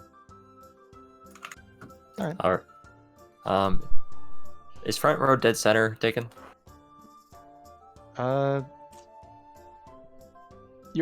If you kind of like pushed ahead quickly enough, you could get there if you wanted. Yes. Like a movie theater. Yeah. I wish to sit middle, absolute middle. I want the best acoustics. Yes, we know where the spots are, Cody. Yes. I'm just following Tubnut. There's space in the chair next to him.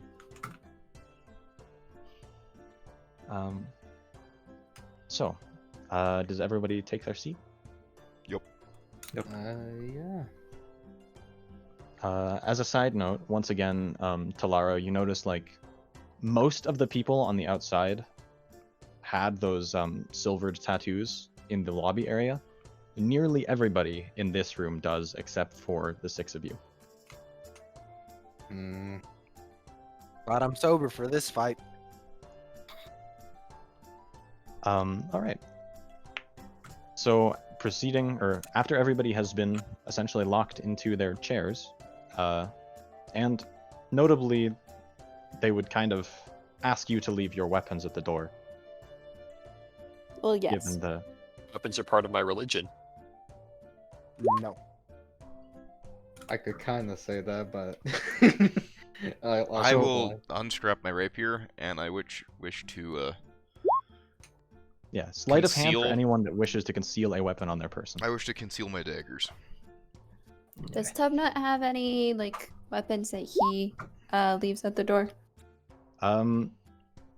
He doesn't leave weapons in the traditional sense, but you see he kind of clears off a section of the table and then proceeds to take off several of the pieces of jewelry that he came in with.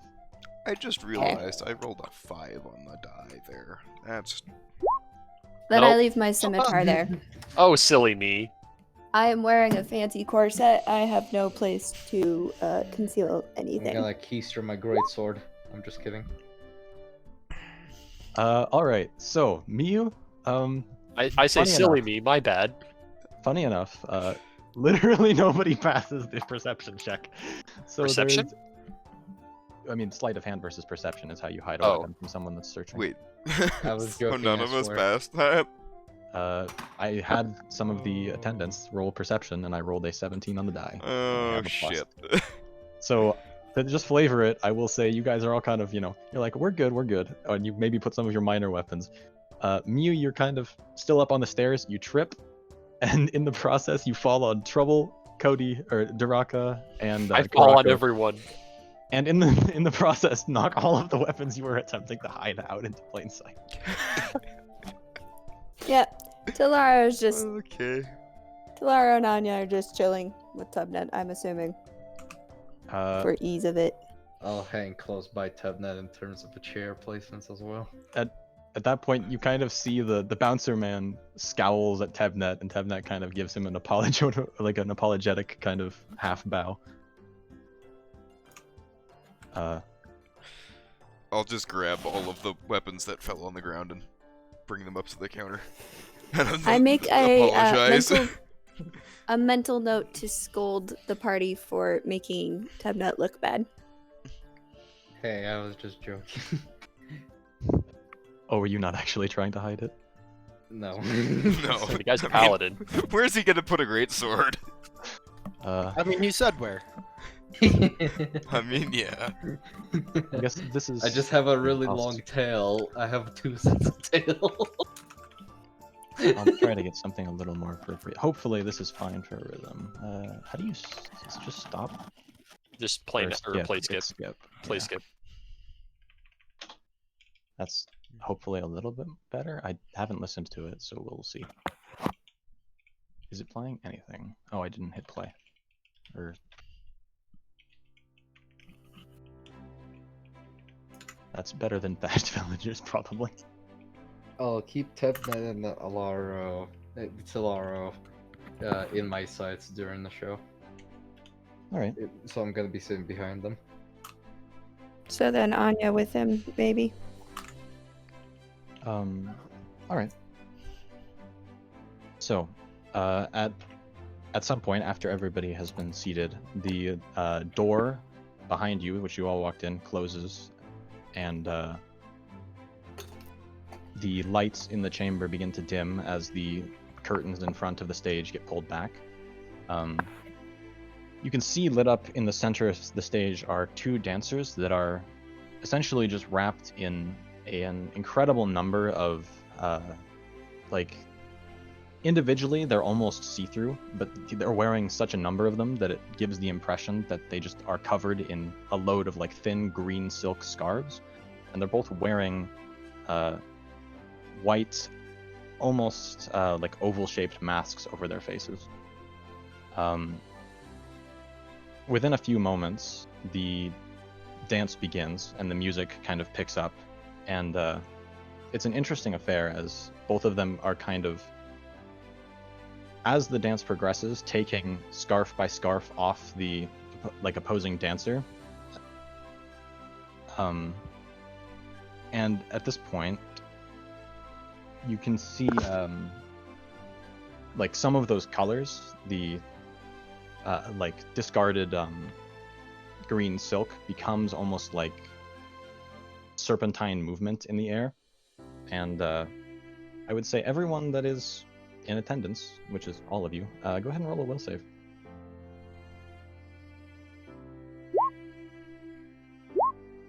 God damn. One second. Nice mute. Hopefully it's not like a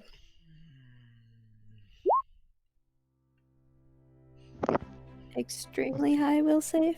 1, 2, 3, 4, 5, 6. Everyone has rolled. The only failures were Trouble and Miyu. So, The rest of you kind of watch as some of the members in the audience begin to kind of not so much like struggle against their restraints, but they seem to like almost kind of reach out, including you, Miu, and Trouble. You're experiencing something like it's almost like an assault on the senses. The combination of the music and the movement has entranced you, and for the time being, you are simply charmed by the dancers. The music continues to pick up until more and more of these scarves are removed, and the dance seems to reach a midpoint when the dancers are eventually only wearing their masks. And at this point, you can see movement again near their feet, in which actually, I would say especially Talaro, roll me a perception check. And really all of you, if you can, since... Dang it.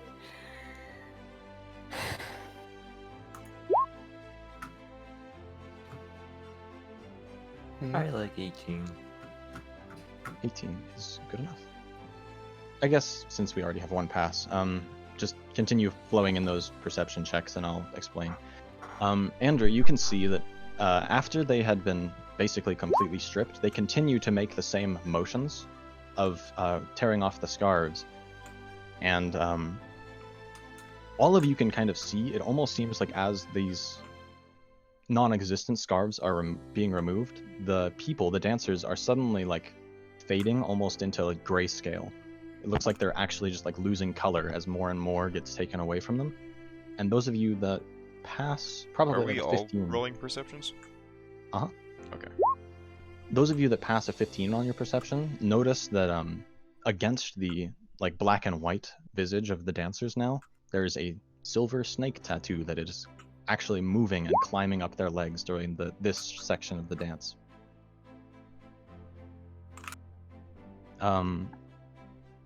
This is almost kind of in like an interlude, but then eventually the snake tattoos, the ones of you that passed can see, have wound all the way up their bodies and begin winding around their necks as the music reaches a crescendo. And as soon as the snakes finish moving in that double helix pattern around the dancers, they both fall to their knees and their mouths unhinge and a serpent brings forth from their mouth. And it's just continues to go on and on for like around, it's a relatively well-sized one. It's like 6 feet long. And they are collapsed on the ground now and breathing heavily as the serpents begin to slither out and actually enter into the audience section of the stage. They fall off the stage and begin crawling amongst the audience. And roll another will save.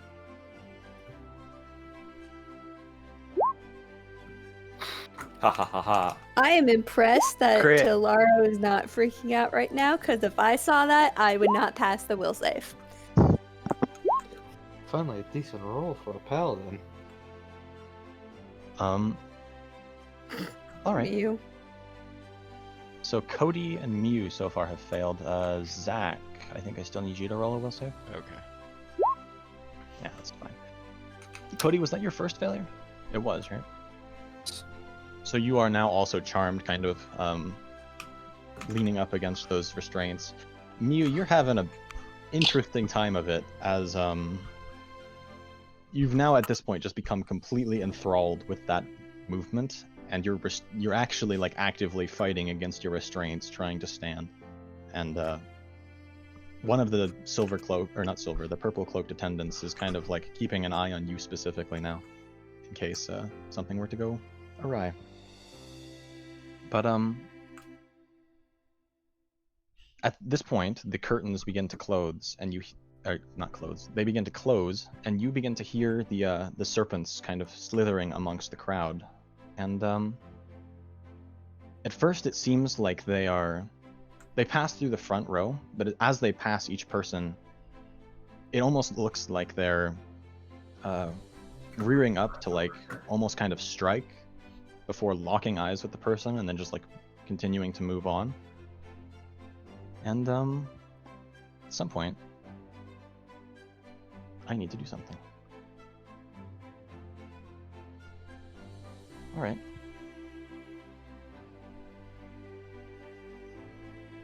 2 seconds.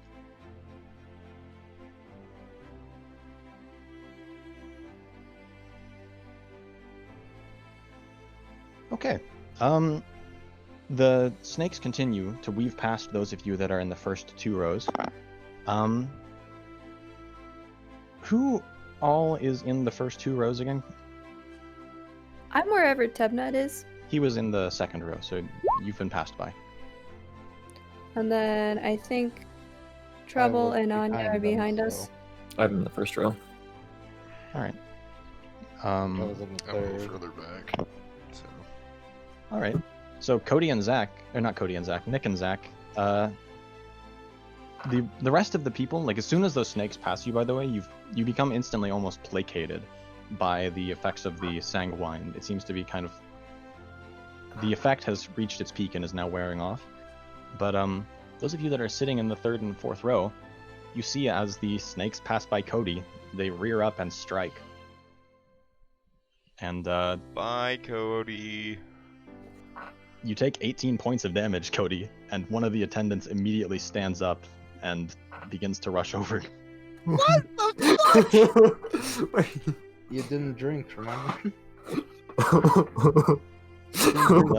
I'm gonna have to roll initiative between this attendant and this snake. Bye, Cody. I mean, Fuck. The snake won initiative handily. But all right. You just take drank the wine. you take 11 more points of damage. So that's a total of 29. I think he's unconscious. And the attendants finally manage to go over and immediately they begin to cast a spell, or at least chant something under their breaths. Noticeably, the rest of you, like, this would normally shock your characters. You don't care. It's I am some not effect of the affiliated with strength- this man. Not even that. It's like, it doesn't even strike you as out of the ordinary that this is happening. The wine is having some effect on your senses that it is just completely dulling you to it. What about Logan though? Logan drank, Oh, he did. Oh, yeah, he did. and Oh. Hi, Cody. well, the attendant eventually wrangles this snake, and you see another one of them rush over to Cody himself, and the attendant with the snake kind of wraps it around his arm quickly and just rushes to the back of the to the hall. And another one is going to try to heal Cody. How far negative is Cody right now? 9. He's Wait. like death's doorstep. This is where you Uh, hope that there isn't poison damage that's gonna hit you here. And okay, I guess I should say this noticeably. Like, when these snakes attacked you, Cody, it was vampiric in nature. They were like latching onto you and immediately just tearing out your blood. I don't like that. Fortunately for you, you do heal 2 hit points and stabilize as one of the attendants has rushed over with like medical gauze and is stopping your bleeding. So I'm at -7 hit points. You're still unconscious. And after all this has, transpired, Cody, you are unmanacled and also taken out of the room into some other place, out of the other character's view. And at this point, the effect of the sanguine is finally truly wearing off, and it's like striking the rest of you like what you just saw, as the purple cloaked attendant is going around and unlocking the manacles. Noticeably, Logan, they skip you for now, as you seem to be still kind of, coming down from whatever was affecting you during that dance, but the rest of you are now free to move about the chamber. And Tebnet will immediately kind of go over to the seat where Cody was at and essentially just like try to start mopping up the blood. Oh boy, oh boy, oh boy.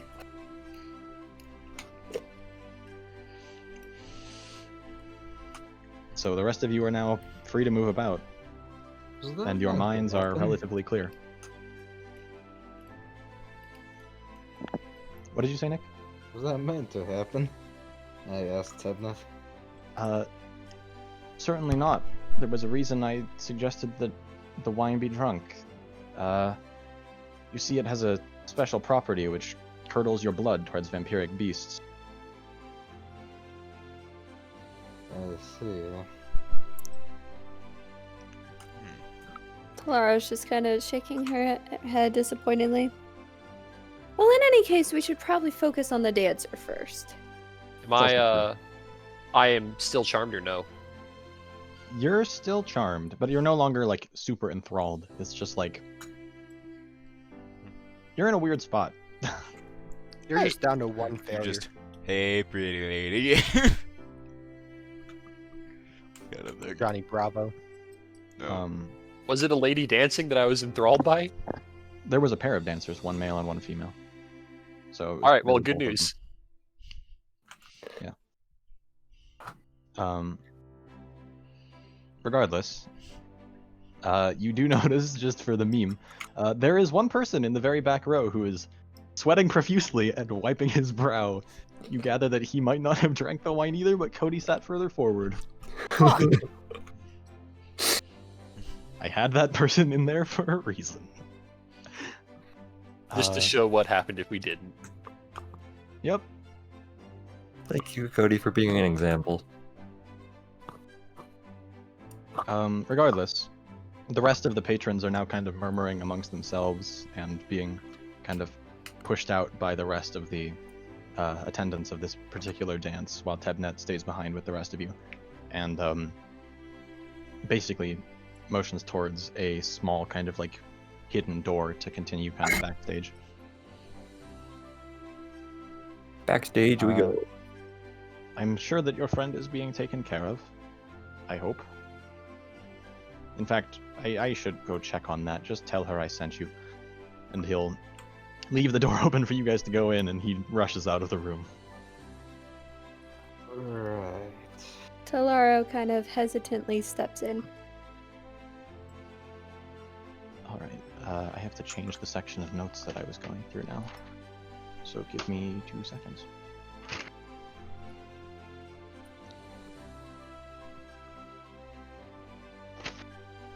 Alright.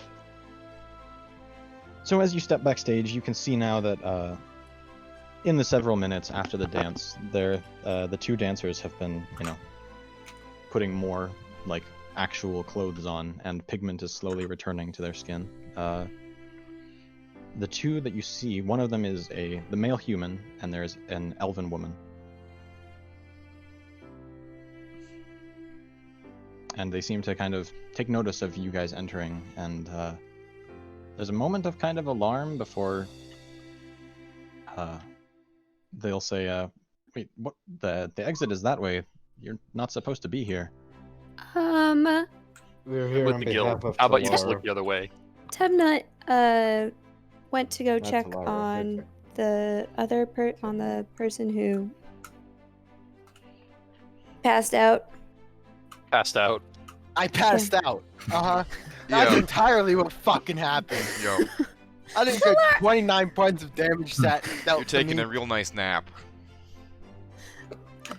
You How don't else feel is real great Talaro gonna afterwards. explain it when she doesn't even really know what's happening? But he wanted us to go ahead and talk to one of you anyway? The elven woman raises her hand and says, that would be me. Teb and I go way back. I guess... What kind of all elf? 6 of you? What kind of elf? Not a drow, just like a normal looking high elf.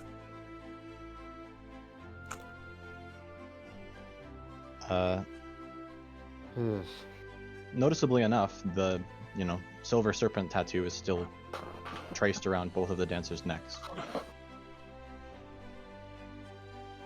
And, but she'll kind of walk up to you, Talaro, since you kind of took charge, and offer her hand out and say, I'm Alora. Pleasure to meet you. Hold on, it's Alora and Talaro. This is gonna be great.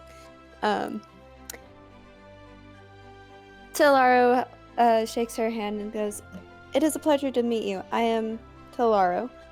I can introduce the rest of the gang if you would like, though I'm not sure how much time we have for full introductions. This is like the one area where Tolaro's like diplomacy skills are not a little fuzzy. So, is True, there but also, anything like- that she would know about these kinds of things? I mean, just having grown up in a somewhat noble environment, you know how to make an introduction and introduce people to Yeah. others. So I would just say easily enough for your character. So then I very quickly introduce the rest of the party.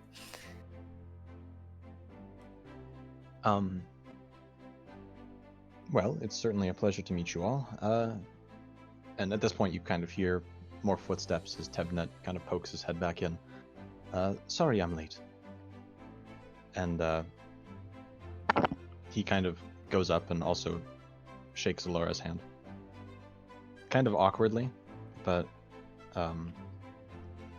he'll say, these were the 6 I was telling you about. Well, I guess 5 now, technically. Does that mean? Oh, he's not dead. He's just unconscious. They're taking care of him. He'll make it. Probably. Damn. Probably. You mean probably? You You'll be will. fine. It's just, from his perspective, you are unconscious after bleeding out. So, Well, I don't take responsibility for another's foolishness. regardless, you didn't happen to... Oh, of course you didn't. Never mind. They would have taken it off of you. This tiefling here was the one that first showed me the blade. You were saying that you might know a little bit more about it? And at this point, she kind of glances around and says, I presume I can speak freely to all of those present, correct? Yes, of course. Alright. I should turn back to be the thatched villagers because now this orchestral music is too much. As it hits a low point. And you see at this point the male dancer has left the room, presumably, after being waved off. Basically told him to fuck off. Pretty much. And she says, so I heard that you guys have found a sword bearing the mark of the Lionsmith. Yes. Yeah, I would tell her about the encounter we had with the ogre. She kind of takes it in stride and, interesting. You see, there's a bit of trouble that's been brewing lately. Haha. Jokes. Oh, that's your name. That is... Wow. I see. This is like the opposite of help.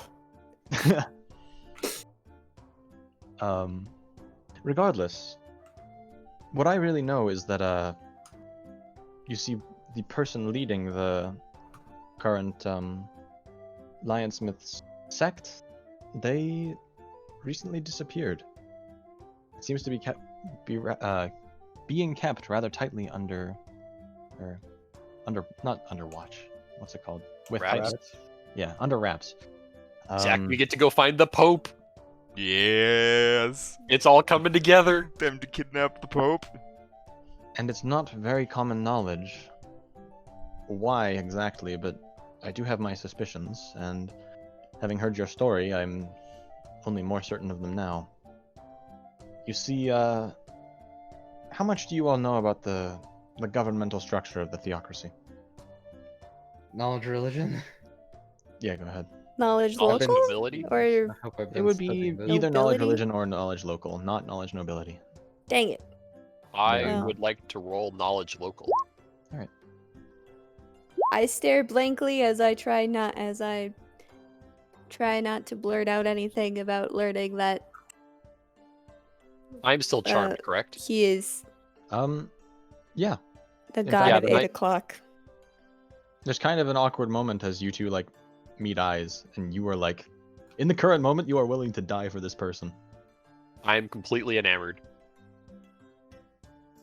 But- I'll start off with the compliment to the dance and then just get right into it. So with a 21, you would know, essentially, each of these 24 cathedrals is led by the equivalent of, like, a pope, a single, like, religious figurehead. But, it differs from reality in that these figureheads are functionally immortal. They're called long, and their lifespans are either infinite or so long that it doesn't really count.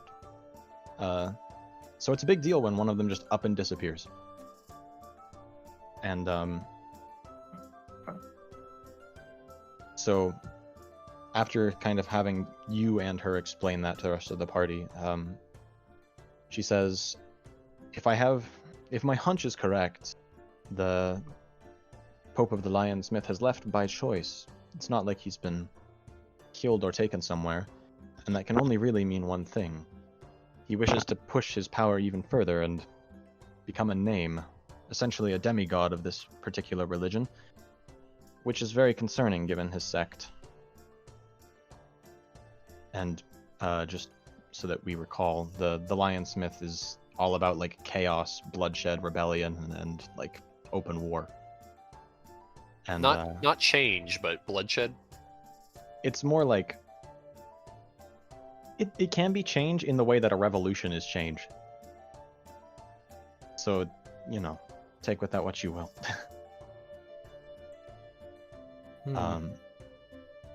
But it's concerning that he's done such a thing, because in order to push his power even further, there's generally a rather large ritual that needs to be undertaken, and I don't know 100% of the specifics, but in the case of a Lionsmith Long, it's generally not pretty. In fact, it's likely that he's going to try to stir up war somewhere on the continent, if not multiple places at once. Uh-huh. And you said you And- found that sword where? On the... In the The west of what was this, the country again? Because it wasn't. Yanarosa. Well, Yanaros is the town, isn't it? No, Yanarosa is this... Oh yeah, it is the town. I'm retarded. It's Karaku. I even mixed Karaku. it I was gonna say Caracas. up. It's close. Here, I guess I could move us to the world map.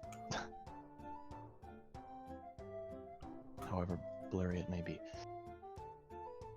Regardless, there's a hint of concern now in her voice, and she says, if his reach is already spread out that far, I'm tentative to think what else he might be up to. In any case, it might be wise to keep your loved ones close in the coming days. Like, What about the sword itself then? Should I do anything with it? It's a sensitive topic around the theocracy at the moment, but really that is only just because they have to make sure that you're not involved. You see, sorry,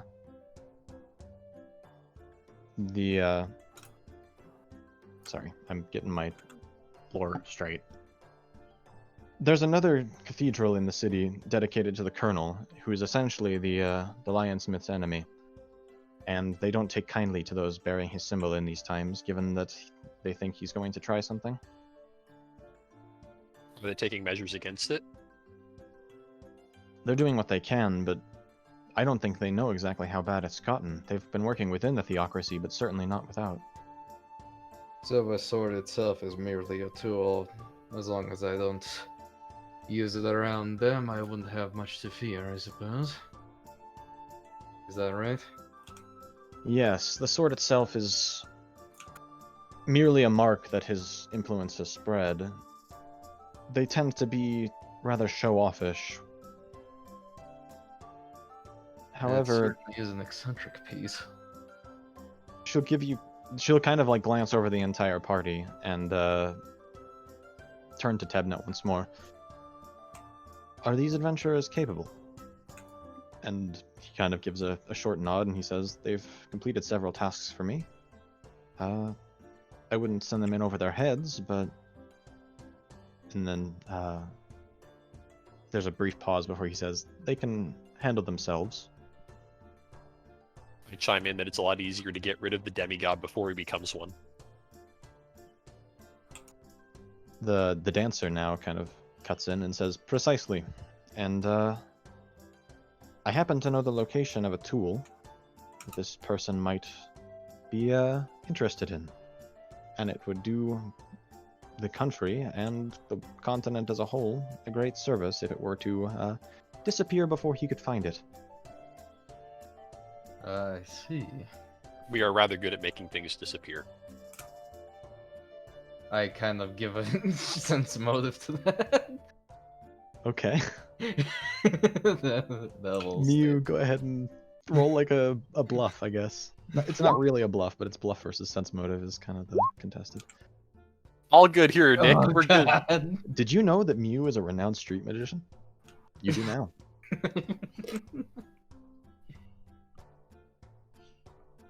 Regardless. Suspicions here. I'm almost clear on this case. Hippity hoppity, your neck is my property. Oof.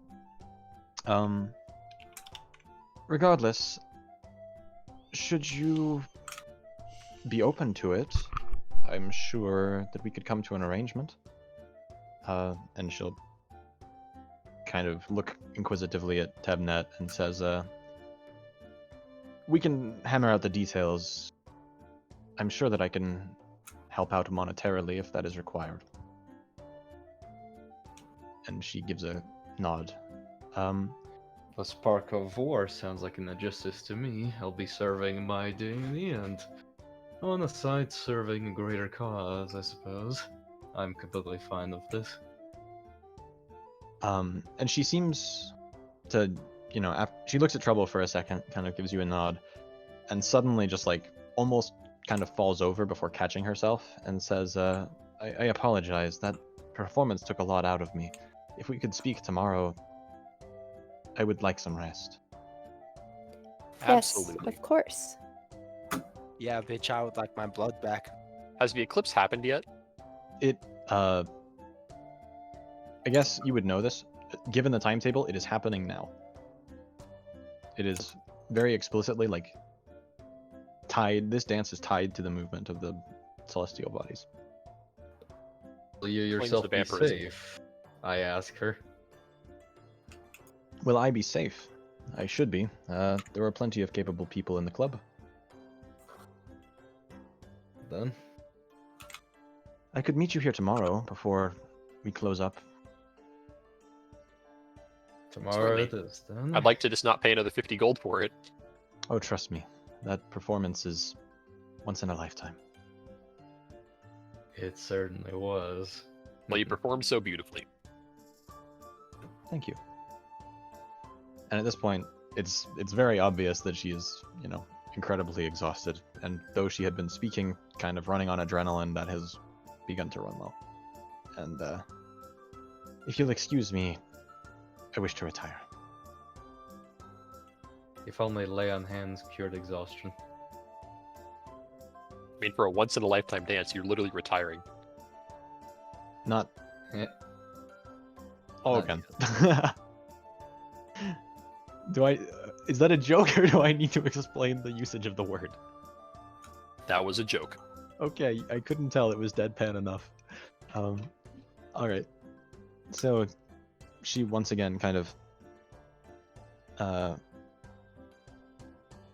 gives a handshake to Tolaro and the rest of you that would offer one. And I'll gladly accept it. Do I need to make a will save for that? you might. Go ahead. I'll make my will save. I think I can hold my composure together decently well, but I don't know. It started out, you're like, handshake, handshake, handshake, holding hands, handshake. It lingers a little bit longer than was comfortable for either party. I But- gave a karate chop to Miyu's head. It was not enough to be, that noticeable, but I'm trying to cover up my my enamored state by shaking Trouble's hand now. It's like, and just as a bit of an aside, when she gives her goodbye to Tebnet, she gives him a peck on the cheek, and he seems kind of awkwardly standing there. Walk over and give him a slap on the back. Well, good for you, bud. I wasn't expecting that. Yeah, I know. That's what made it funny. I see. I have much to learn. How old is Tebnet? Or can we ask him? How How many centuries you got under your belt? It's a few. I don't have an exact age. He's not young. And I thought I had eccentric tastes. I mean, presumably neither is that elf. I mean, how long have you technically known each other? Oh, we go back a few centuries. I was looking at something for a second. I missed the exiting thing with her and Debnut. She gave him a peck on the cheek, and then Okay. the party interrogated him, and he said they go back a few centuries. No, I got that part. I just missed the actual like peck on the cheek part, and I was hoping that's all that was. And Stick he was around and find out. standing there awkwardly. Regardless, he rather hurriedly wishes to leave. Understandable, Tebnet. Let's go. Uh, Can we pick up some baggage on the way out, though? We kind of forgot our weapons. You would pass by the door. Yep. So, I Yeah. kind of chat up to Tebnet about having that kind of taste in the exotic and perhaps he maybe even druidic. I mean, he's a drow, and she's a high elf, which is like the weirdest part of it, but he'd say that they're around the same age. Don't high elves and drow generally not like each other? Yep, in general. But, I mean, in the same way that, like, you know, I'm it's not like alluding to a personal rumor. My apologies. Listen, Arrow got along with Seraph just fine. Ah, yes, sorry, I missed that. Seraph is a degenerate piece of shit and deserved to die. Hold on, I missed that. Sorry, what? What? What? Nothing, we're all good. Okay, we all missed it, apparently. Except for Logan and presumably Rachel being... Okay. Now I'm just confused. There's a comment show of about the hands. drow and Quick show of hands. Did Seraph deserve to Alright. die, yay or nay? Yes. Okay, Yes. I get it now. Yes. Yes. Yes. Arrow is still traumatized from it. Outvoted. Okay. Wonderful. So regardless, you guys pick up your weapons, he picks up his jewels, and I you cast are... Color I- Motion from a different campaign on you. I clap twice and call for Doth. Yes. Can you carry my baggage as I point to the passed out Karakos? Oh, that's right. He gets taken out of a back room. He has been bandaged and has, you know, looked better, but he has also looked worse. Like, Is he conscious? How No. have I looked worse? You don't I was have your aim. referring to 30, like 5 minutes ago. You looked worse. Now you look better. I erase his smile on his mask and draw back out a neutral or sad face. Sad face. No, it's a near, I'm like very sad face. I still sitting I at draw that the neutral. -7? I take the chalk and I draw the neutral face, but then I look at Doth and I kind of just shake my head and erase it and go for the sad face. Big ol' frowny face. Oh yeah. I'm like, Uh, has Cody been healed at all? He was stabilized by the attendant that did like quick first aid, but he has not been magically healed. And in fact, I was about to say, Tednet brings that up and he says, for this particular type of wound, it's best to let the body itself do a little bit of the work before speeding the process along. Give it a night and come see me in the morning. He's not gonna wake up though. Throw Stabilized. some hands at Cody. No, Cody's at -7 HP. Yeah, I could lay Yeah. on hands. You were warned explicitly, do not use magical healing within like the first 24 hours, essentially. Oh, okay. Uh-huh. I'm not sure. I guess it is. Never mind. That sounds like you could still make heal checks. The heal check was already done by the attendant, and that's what stabilized you in the first place. So now it's literally like, that's kind of how that works. If you take a wound, you can only get a heal check from it once. Aight. And I guess this would be a knowledge arcana if any of you kind of wished to roll. I'll roll one for Charlie.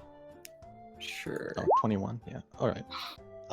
So you, Goth, can feel something a little off in the air around Cody, and it seems like there's just like a general miasma of like... Normally you can kind of get a sense of life coming from living things and positive energy, so to speak. And it seems to be inverted on Cody right now, so healing would harm him. What if we beat the shit out of him? That would still harm him. You would need significant negative energy. It's basically an undead trait that he has inherited for the next... He needs significant negative energy. Oh yeah, lay on hands was hurt on Talaro, get over here! Yep. You, I was Negative gonna like energy, kill not him by just pure laying salt. hands on him. that was what I was getting at. Do not use magical healing on this man for the first 24 hours. You will kill him. Bye, Cody. Regardless, Cody's going on a Last spirit open. quest. you guys are eventually led up through We're in the, great you know, beyond. led up through the lower level, up the staircase, and then out through the normal, you know, cabaret. Still people, you know, celebrating, and as you exit, the solar eclipse has passed totality and is now kind of continuing on. But you are welcome to essentially Is go a back solar to... eclipse considered a full moon? Probably not, but I don't know. That's new moon. If anything, it'd be a new moon. But yeah, I think it is actually not part of the cycle, obviously, because there's... It wouldn't actually affect when the next new or full moon is. I mean, Regardless, that was all I had really prepped for the Ecdysis Club, so that's that. However, I have the next bit planned, so let's continue. Wonderful. So the next day we meet the dancer lady again. Indeed. So, if there's nothing else, just mark off another silver for another night's stay at the Booze Brothers. You guys are probably getting a little bit fed up with it at this point, as it's not the highest of class establishments, but it's making do. I don't know. Free for me. Fair enough. Talara's like getting antsy to go sleep on her ship again, but she doesn't like doing that when she's not about to ship out. So the morning passes. Cody, go ahead and heal level plus Constitution. And anyone else? I don't think anyone else got injured. But Nope. No. or it's now the new morning.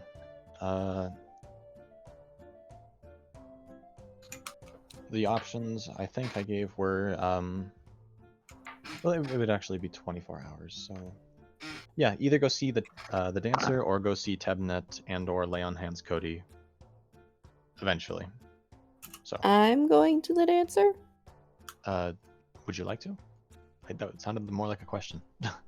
I'm going to the dancer. Okay. I don't know who else is going.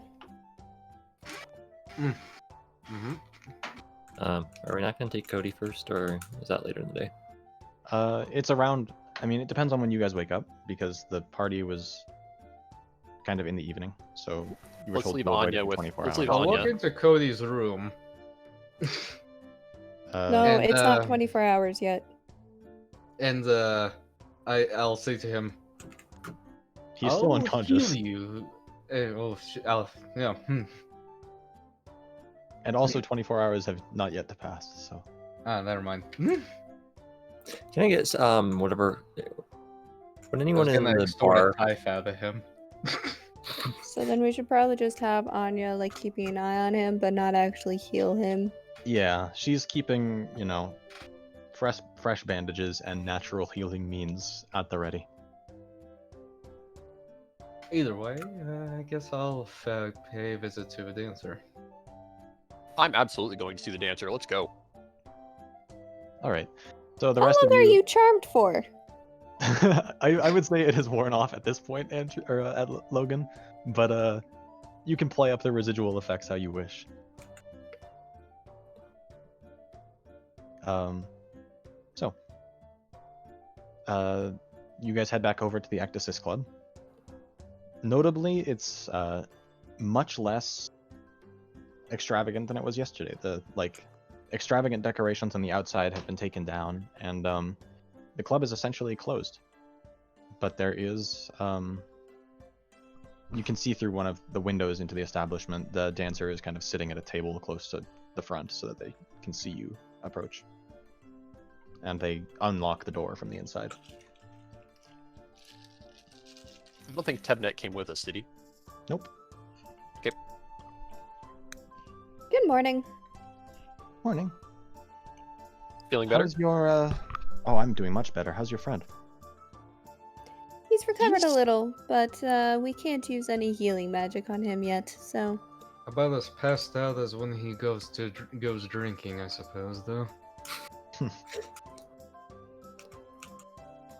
Regardless, here. He's a bad sneeze away from death. As much as I trust the people in this room, it is best that we speak privately, so follow me into this back room. And she'll...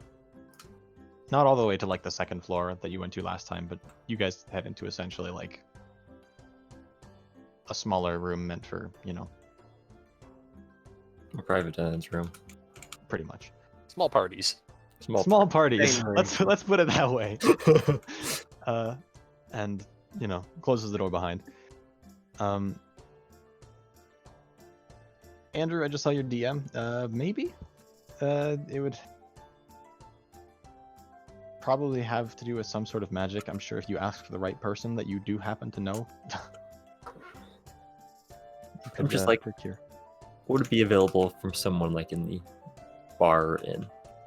No. Okay, There's- regular ink it is. Regardless, y'all are in a smaller room now, and she speaks. She says, you see, there's, as I was saying yesterday, a bit of an object that I would like retrieved before the Lionsmith's cronies could get, or not the Lionsmith himself, but the Pope's cronies could get to it. Though it does happen to be in a spot that is a little bit hard to reach. It How would fond happen are to be you in the of- library. No, it would not. Thank goodness. How fond are you of haircuts? Excuse me? See, How much hair are we talking? a lock will do. I unravel my man bun. What a coincidence, I guess. You rolled a 24. I rolled it to Yeah. 0. Yep. And, regardless. You see, this weapon, it's not exactly... Well, it's hidden well. And by hidden well, I mean... Well, it's easier to We've seen the experience and inside. explain. The inside? Of the cathedral. Yes. Regardless, I guess I should just come out with it. The weapon does not physically exist. It is locked inside a dream. And to find it, you will have to go in. How would we get it out of a dream? Honestly, I'm not 100% sure. It's Harry likely, Potter but- and the Sorcerer's Stone. I see. Alright. And we're gonna be attempting that now? It is on the table. There's no strict time limit. I mean, but I'd prefer to get it done as soon as possible. Perhaps as soon as your friend is up and walking amongst the living once more? Can it be done from any location? Pretty much. It's just important that the ritual goes well. I can perform it myself. Or you could ask Tebnet, I'm sure he knows. Would we have It's rather better odds simple. with both of you? Couldn't hurt. Probably won't help either, though. How much hair A lock. each? Nick's entire man bun. Each. Tolaro just kind of like messes with her hair a little bit. Oh, Would you you'll believe live me if for I a said that I while. had a lock of hair for this exact scenario, and it's already cut off? Can I use that, or does it have to be fresh? Fresh We is should wait better. for Cody to get up, I suppose. In fact, it has to be. It has to be fresh. I'm sorry. With the lore, it would be. Darn. Well, I suppose if you are the one helping, you can make sure my hair still looks fine. How long Oh. does this hair need to be? A luck. She kind of gives you a glance. Your kind is a little odd. We can make do. Okay. What were you again? He's a furry. Oh, He's a right. cat. I'm a cat folk. We'll just have to trim a bit of the stuff around your neck. Okay. Get a nice textured brush. There you go. Uh, A this shedding can be done brush. from. This can be done from pretty much anywhere, though I'd imagine it would be easier if you had beds. Are you staying somewhere? Yes. Yeah. We are staying at the Booze Brothers, and I haven't heard of it. There's a reason. yeah, See, Or would we Uh, prefer to meet in the ship? You're not a vegetarian, are you? listen, I don't want any magic rituals on my ship if we can avoid it. No the offense. dancer readily agrees. Solid ground is better for this. Then? Regardless,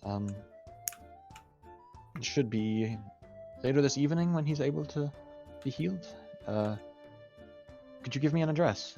I can head over there at around 8 or 9 o'clock this evening, if that works for you. I write it down on the back of the same slip that I got from Tebnut. Tebnet. Thank you. Why am I having so much trouble remembering his name? God. Anyways. I feel like I've said anyways like a million times. Do we need to do Um, anything to prepare? I would just say, Can we get drink? comfortable in your armor. You'll be sleeping in it. Lovely. Well, I've done that before. One more thing. Should I bring the Lionsmith sword?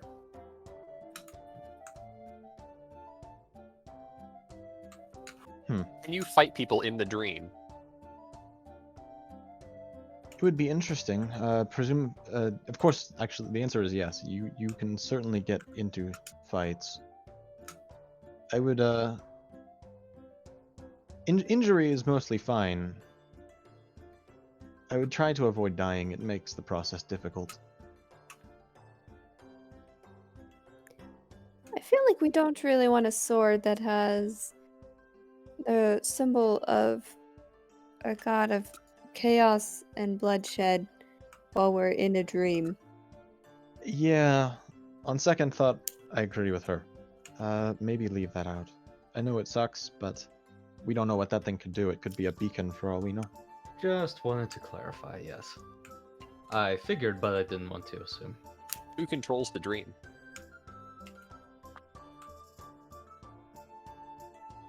In the absence of explaining in a deep sense about the lore of my religion, in the same way that there are several planes, there is also a realm of dreams. You are simply visiting a subsection. Interesting. Tolaro fights the urge to excitedly talk about the plane of fire. Alright, 8 o'clock. 8 o'clock. 8 o'clock. 8 o'clock. This is PM, right? Yes. 8 o'clock. And she'll... You know, right at the hour of the colonel. That's actually not true, but... I thought they were. Are they not opposed to each other? 8 a.m. 8 p.m. No, it's 7 and 8. in the Aw. morning. One follows the other. Regardless. She will, offer you guys drinks at the establishment as they are closing down for, presumably, it seems interesting as you leave. Like, it doesn't look like this place is going to be open tonight. It is like people are packaging things back into boxes. The tables and chairs are all set up, like, you know, being stacked. And she says, there's still plenty of excess from last night if you wish to get drunk, though make sure you're sober by the time the ritual runs around. Question. Yes? Can we be high by the time, or while we're in the dream? I would suggest you are sober. If that I'm asking proves for a difficult. friend. We need to get warn on you. You see, it's technically possible, but there's more room for error when the mind is clouded. More room for things that you would not wish to see to enter. You don't want to turn the dream into a nightmare. This will be interesting. I asked the bartender what their best drink is for sobering someone up. He gives you kind of a knowing nod and says, don't ask. And he just starts, like, pouring together a whole bunch of just different awful, like, this is just this awful concoction that smells of turpentine and death. Wonderful. I'll take it, put it in whatever thermos there might be, and carry it with me on my way to Anya. Wake up juice time. It's wake up juice. You ever put bath salts in a smoothie? Or smelling salts in a smoothie? You're about to find out. Alright, that's gonna be an interesting roleplay moment for Anya. Yep. Okay. So, she'll wave you out of the room and give you guys another cursory wave as she watches from the window as you leave. Guess we're hop skipping and jumping away over to the tavern. Yep.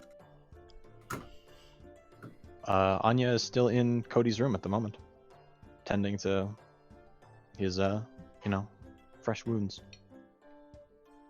Anya is, I assume, smoking the pipe. Mm-hmm. And, The real question is, have any of us drawn a dick on Coney's helmet yet? Let's do it.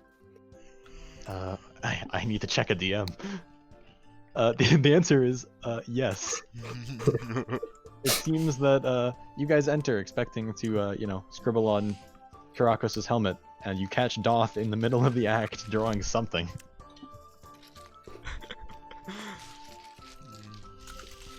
Here, you can finish. What would be an art check?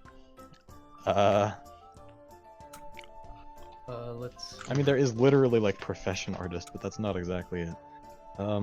Perform? If you wanted to do a perform, And a praise, maybe? I draw a a very praise meh would dick, be more. it would seem. Disguise? I'd like It's to draw. not that hard. I'd like to draw a self-portrait. That is much more difficult. Roll a perform. You got like a fox stick person. Perfect. And notably, like, during this entire process, Anya has just been continually exchanging Cody's bandages because for some reason the wounds are just not closing. They're just continuing to bleed. But that's just a flavor thing, not an actual extra damage. I check an invisible watch and try and remember what time the eclipse was. It was in the evening, so like... Wait, that doesn't make any sense. Does it make sense? Can an eclipse happen? Like, obviously the sun has to be up. It's a solar eclipse. Well, I mean, sun has to be above the horizon, but it doesn't have Yeah, to be it was much at like above 6 the o'clock, horizon. 6 or 7. And to be safe, they're holding it off until 8. But without much further ado, you guys managed to turn Kirakos' helmet into a Picasso painting. And the clock ticks until it's around 8 o'clock. It is now safe to heal him up. So however you would wish to do that, if you've got potions in remain, or lay on hands perhaps. I ask Anya to prestidigitation this cup of liquid to smell good and taste good. she kind of gives it a sniff. Ugh, what is that? And snaps, and it gains the color and fragrance of orange juice.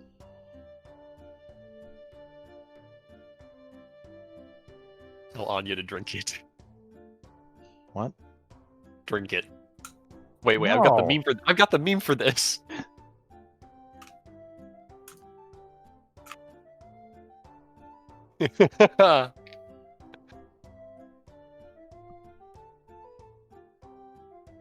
Ah, yes, very much so, Nick.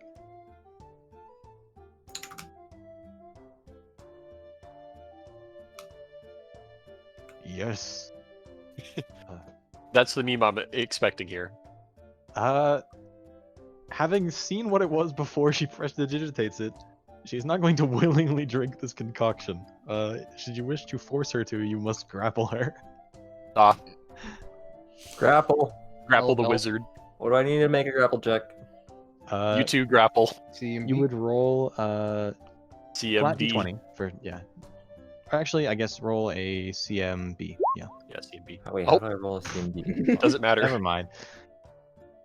Oh, Drink the Anya Kool-Aid. does not see Trouble come up from behind her and just immediately put her in like a full Nelson, and you take the opportunity to just open her Get the jaw. funnel. Yeah, open her jaw, put the frickin' drink in, and just plug her nose. And as she just fruitlessly struggles against this, eventually she must swallow unless she wishes to suffocate.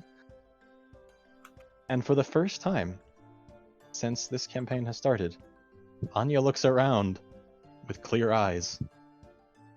Who are you people? No, Oh no. I'm not gonna do that to Cody or Charlie.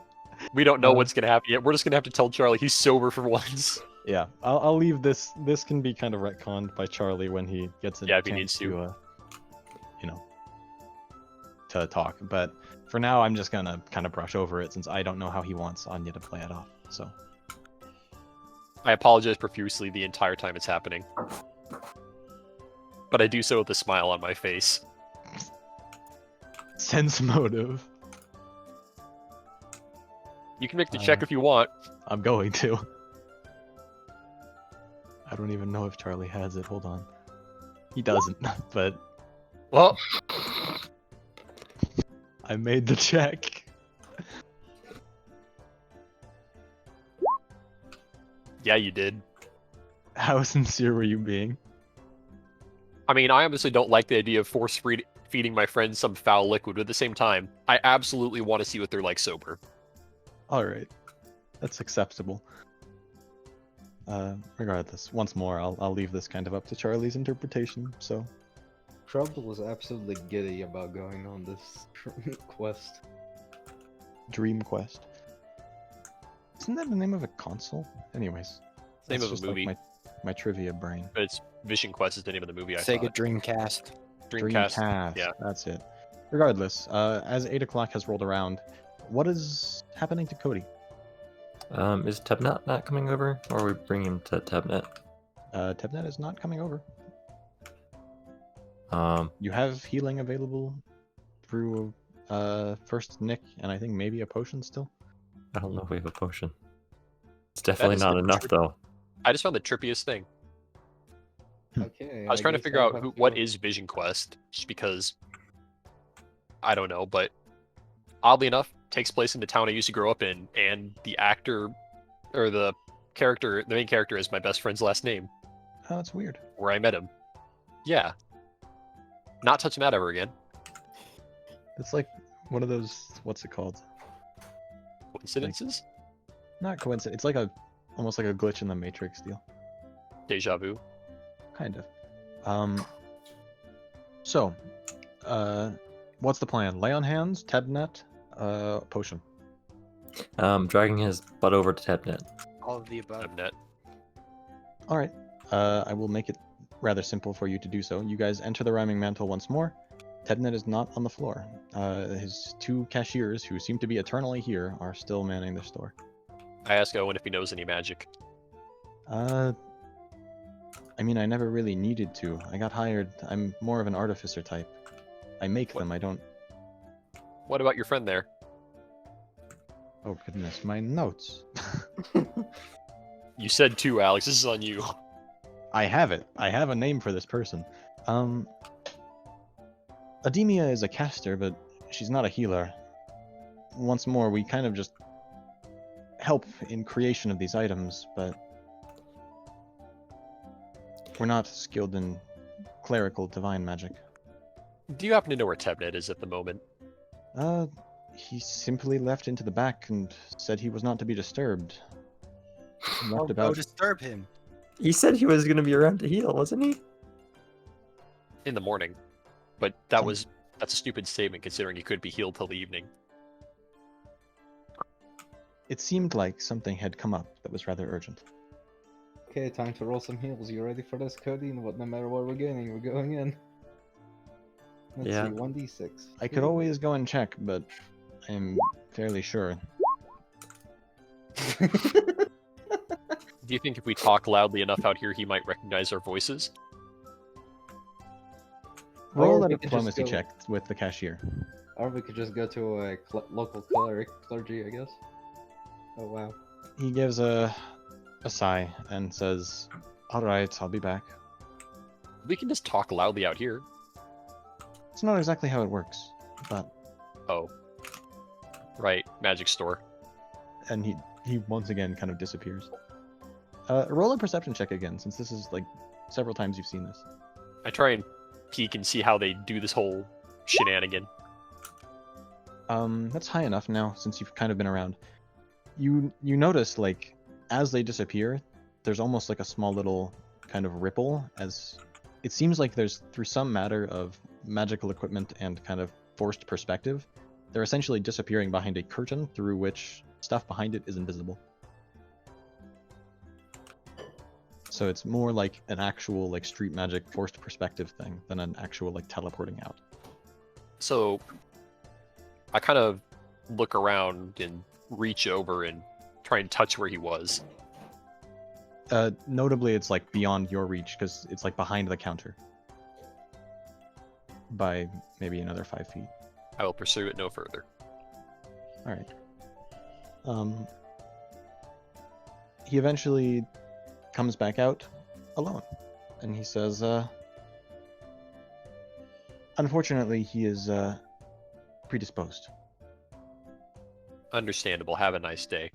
Alright, I pat down Cody with those lay on hands and say maybe we should actually look for a cleric in a church somewhere, perhaps. Though Can't we we'll buy a have to- healing potion from Hold on. Temnet? You could, but also I didn't actually finish the sentence because he Okay. says he's predisposed, and I do not wish to wake him. Oh. Lucky bastard sleeping. That's a shame. Oh, Oh no. I see.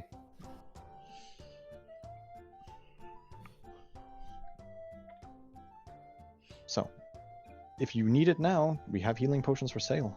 I'm sure that I could give you a discount.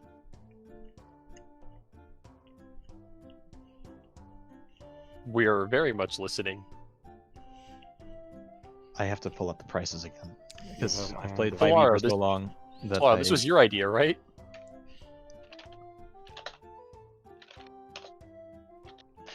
You know what the sick thing is? Gonna cost 50 gold for this health potion. That's an expensive ass health Cody's money, go potion. for it. I mean, they're expensive. Like, hold on. Potion of Cure Light Wounds. Where is it? Yeah, a potion of Cure Light Wounds. 50 gold pieces. And that's enough to get Cody up on his feet. Well, he'll give it to you for 40 gold pieces. Can we take the gold out of Cody's own purse? Seeing as he Cody? Technically, since after that lay on hands, I'm at a positive 2. I'll fucking fork over 40 gold pieces. Okay. I will be a kind god and just let you have a max roll on the potion so you go to full. Because, once more, it's kind of a pain to deal with, you know, calculated encounters when the party's not at full strength. Alright, so that gets you back up on your feet. congratulations, you've saved 10 gold pieces. 10 gold pieces closer to my fucking sword gun. Alright. So y'all are in peak condition. Alex, there are no mirrors anywhere nearby, right? I mean, there are like reflective surfaces. There are glass cases, so... Okay. Karakos, roll a perception check. Okay.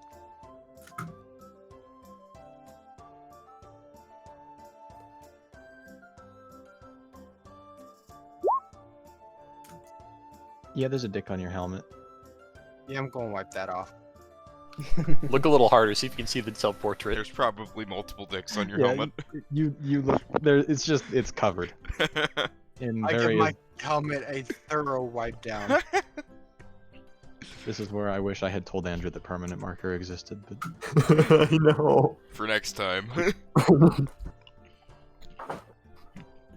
regardless, you spend a good few minutes, like, What time is it currently if we're healing him? with the walk over to the rhyming mantle, probably like 8:30ish. Alright, well, we should probably head back then. I would have said maybe not the whole party went along, so the others, probably Anya at least, is now entertaining the dancer as she has reached the store. Or sober Anya. Cody, how do you wipe down your helmet? Are you keeping it on while you do this, or did you take it off and actually give it a thorough wipe down? I gave it a thorough wipe down while it was on me. I don't take Right. that thing off. I wipe down Okay. every surface. just to be Mandalorian safe. rules will apply here. Would this be the first time he's gone without his helmet? Is he doing this in private? No, he's not going without his helmet. He's not taking it off. Oh, he's washing it while wearing it, I see. You're gonna have that dick on your forehead for a long time. Why? I'm gonna scrub it off. I'm gonna scrub till it's off. That's not, Not how on it your works. helmet. You get the impression that Doth had just started on the helmet when you came in, but he had But done the much other more one- beforehand. Did you take off his helmet, Andrew? Yes. He does not know that. All right, so regardless, now that sidetrack is done, you all head back to the Booze Brothers, and the rest of the party is entertaining the dancer for now. What was her name again? Alara? Alora. Elora. Or not Elora, it's Alora. I mispronounced. I could spell it. I'll just do that. Elora. Yeah. Oh, Elora. Oh, I thought that was what you said, but it's Elora. I regale her with tales of my chivalrous order. She's listening pretty intently, just because it's interesting to her to hear from tales of such kind of like a far off land. Really, it's not that far away in the grand scheme of things, but it's still kind of, it's interesting enough. And eventually, when the rest of the party has finished with their business at Tebnet's, she says, well, it's a pleasure to meet you now that you're among the land of the living, Yeah, To- thanks. Karakos. I'm sorry for what I did, if that's any consolation. Are you sure Was it she in was control your of it? snake? Not in control, but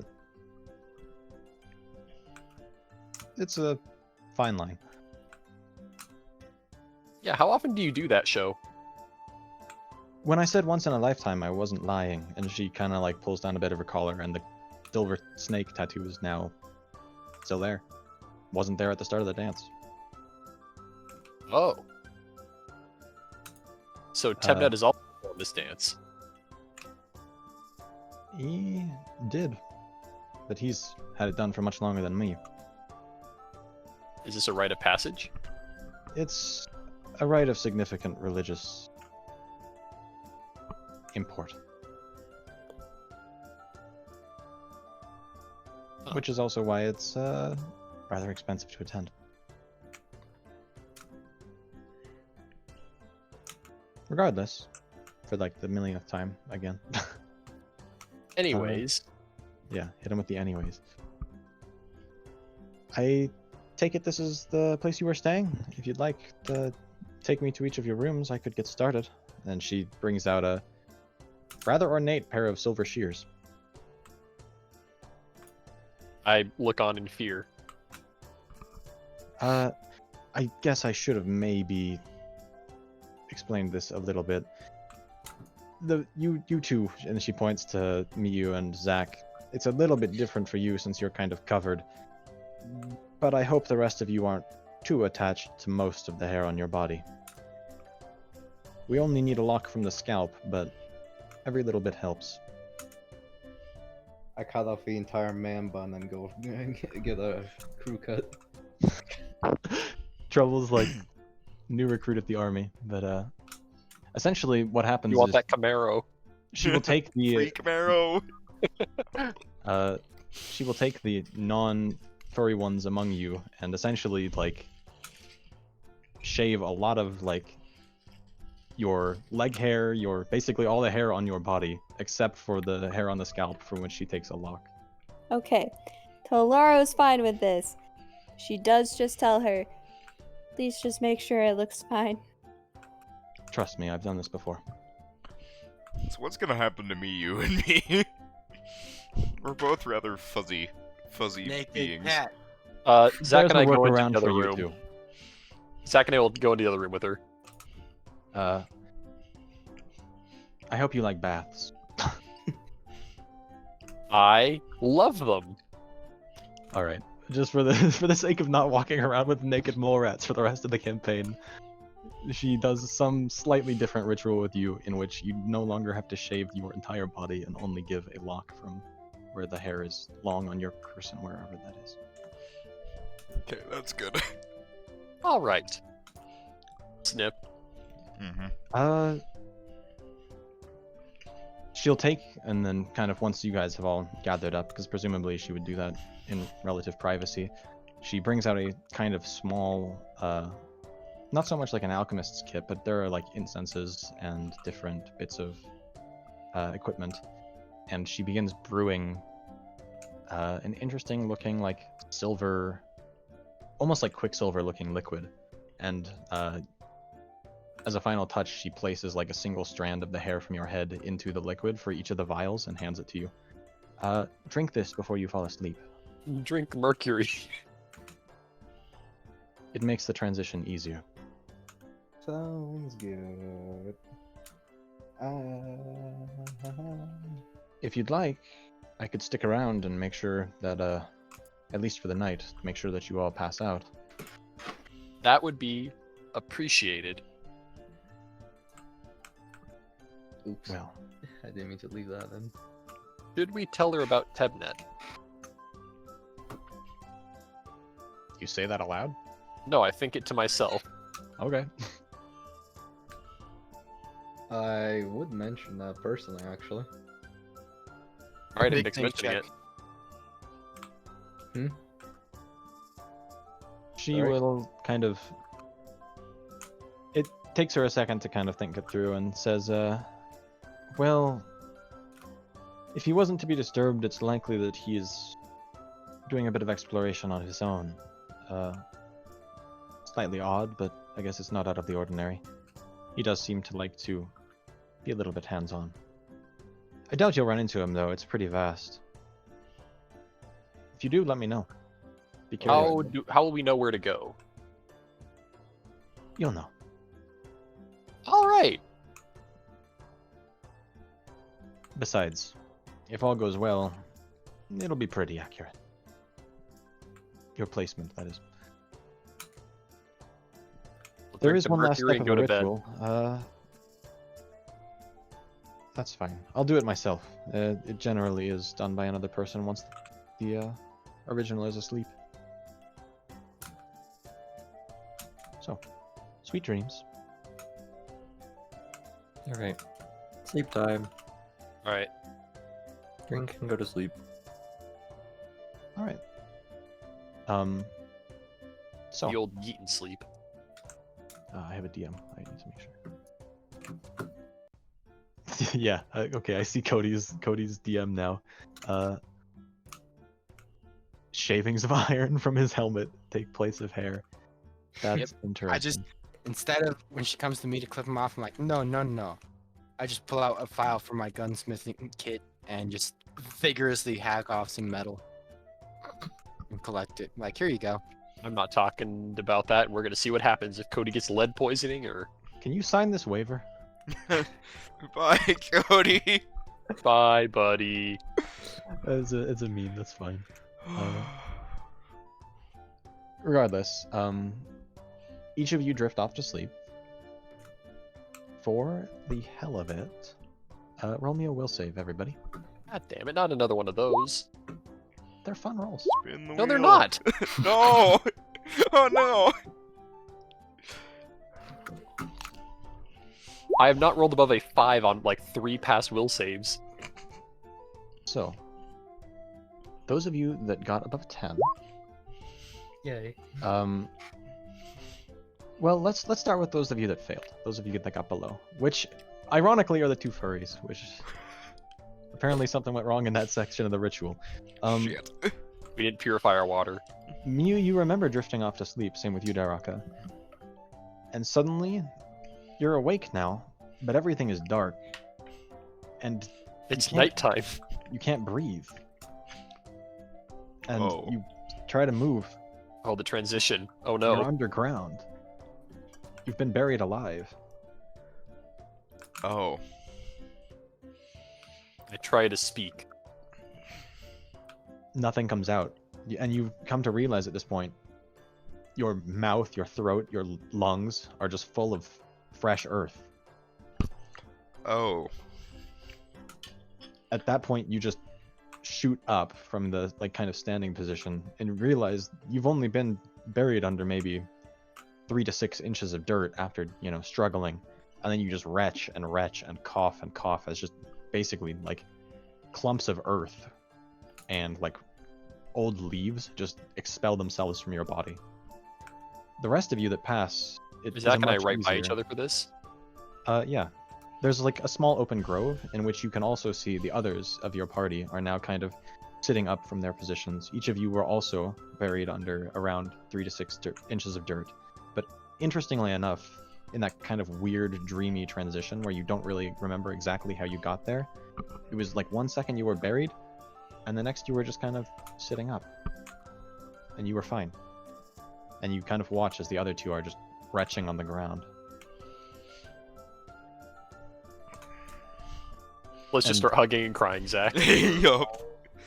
Oh, Yup. And as you look around, there is Let's never do that again. Dream World is bad. Burn it. you look around, and just as far as you can see, there's just a thick forest. You can't even see really that far out, maybe 50 feet before your vision is just completely blocked by different tree trunks. Some of them are kind of normal-sized pine trees, but then as you look up, you realize they stretch and distort weirdly, and some of them are just infinitely tall. You just see massive trunks, and it's discombobulating in a way that you've never really experienced before. Have we just found the world tree?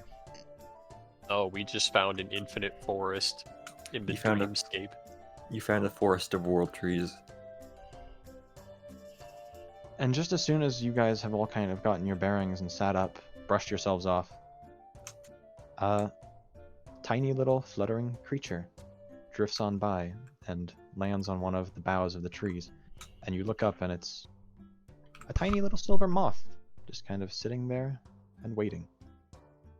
And that's probably where we'll pick it up next time. Because it's about 10 o'clock. So. Ta-da. Ta-da! And I just realized I never recorded this, so I'll just have to download the VOD. Let's go. Yup, let's go. Big brain. Alright, well, I assume that, despite your talking about it last week, we are not leveling up.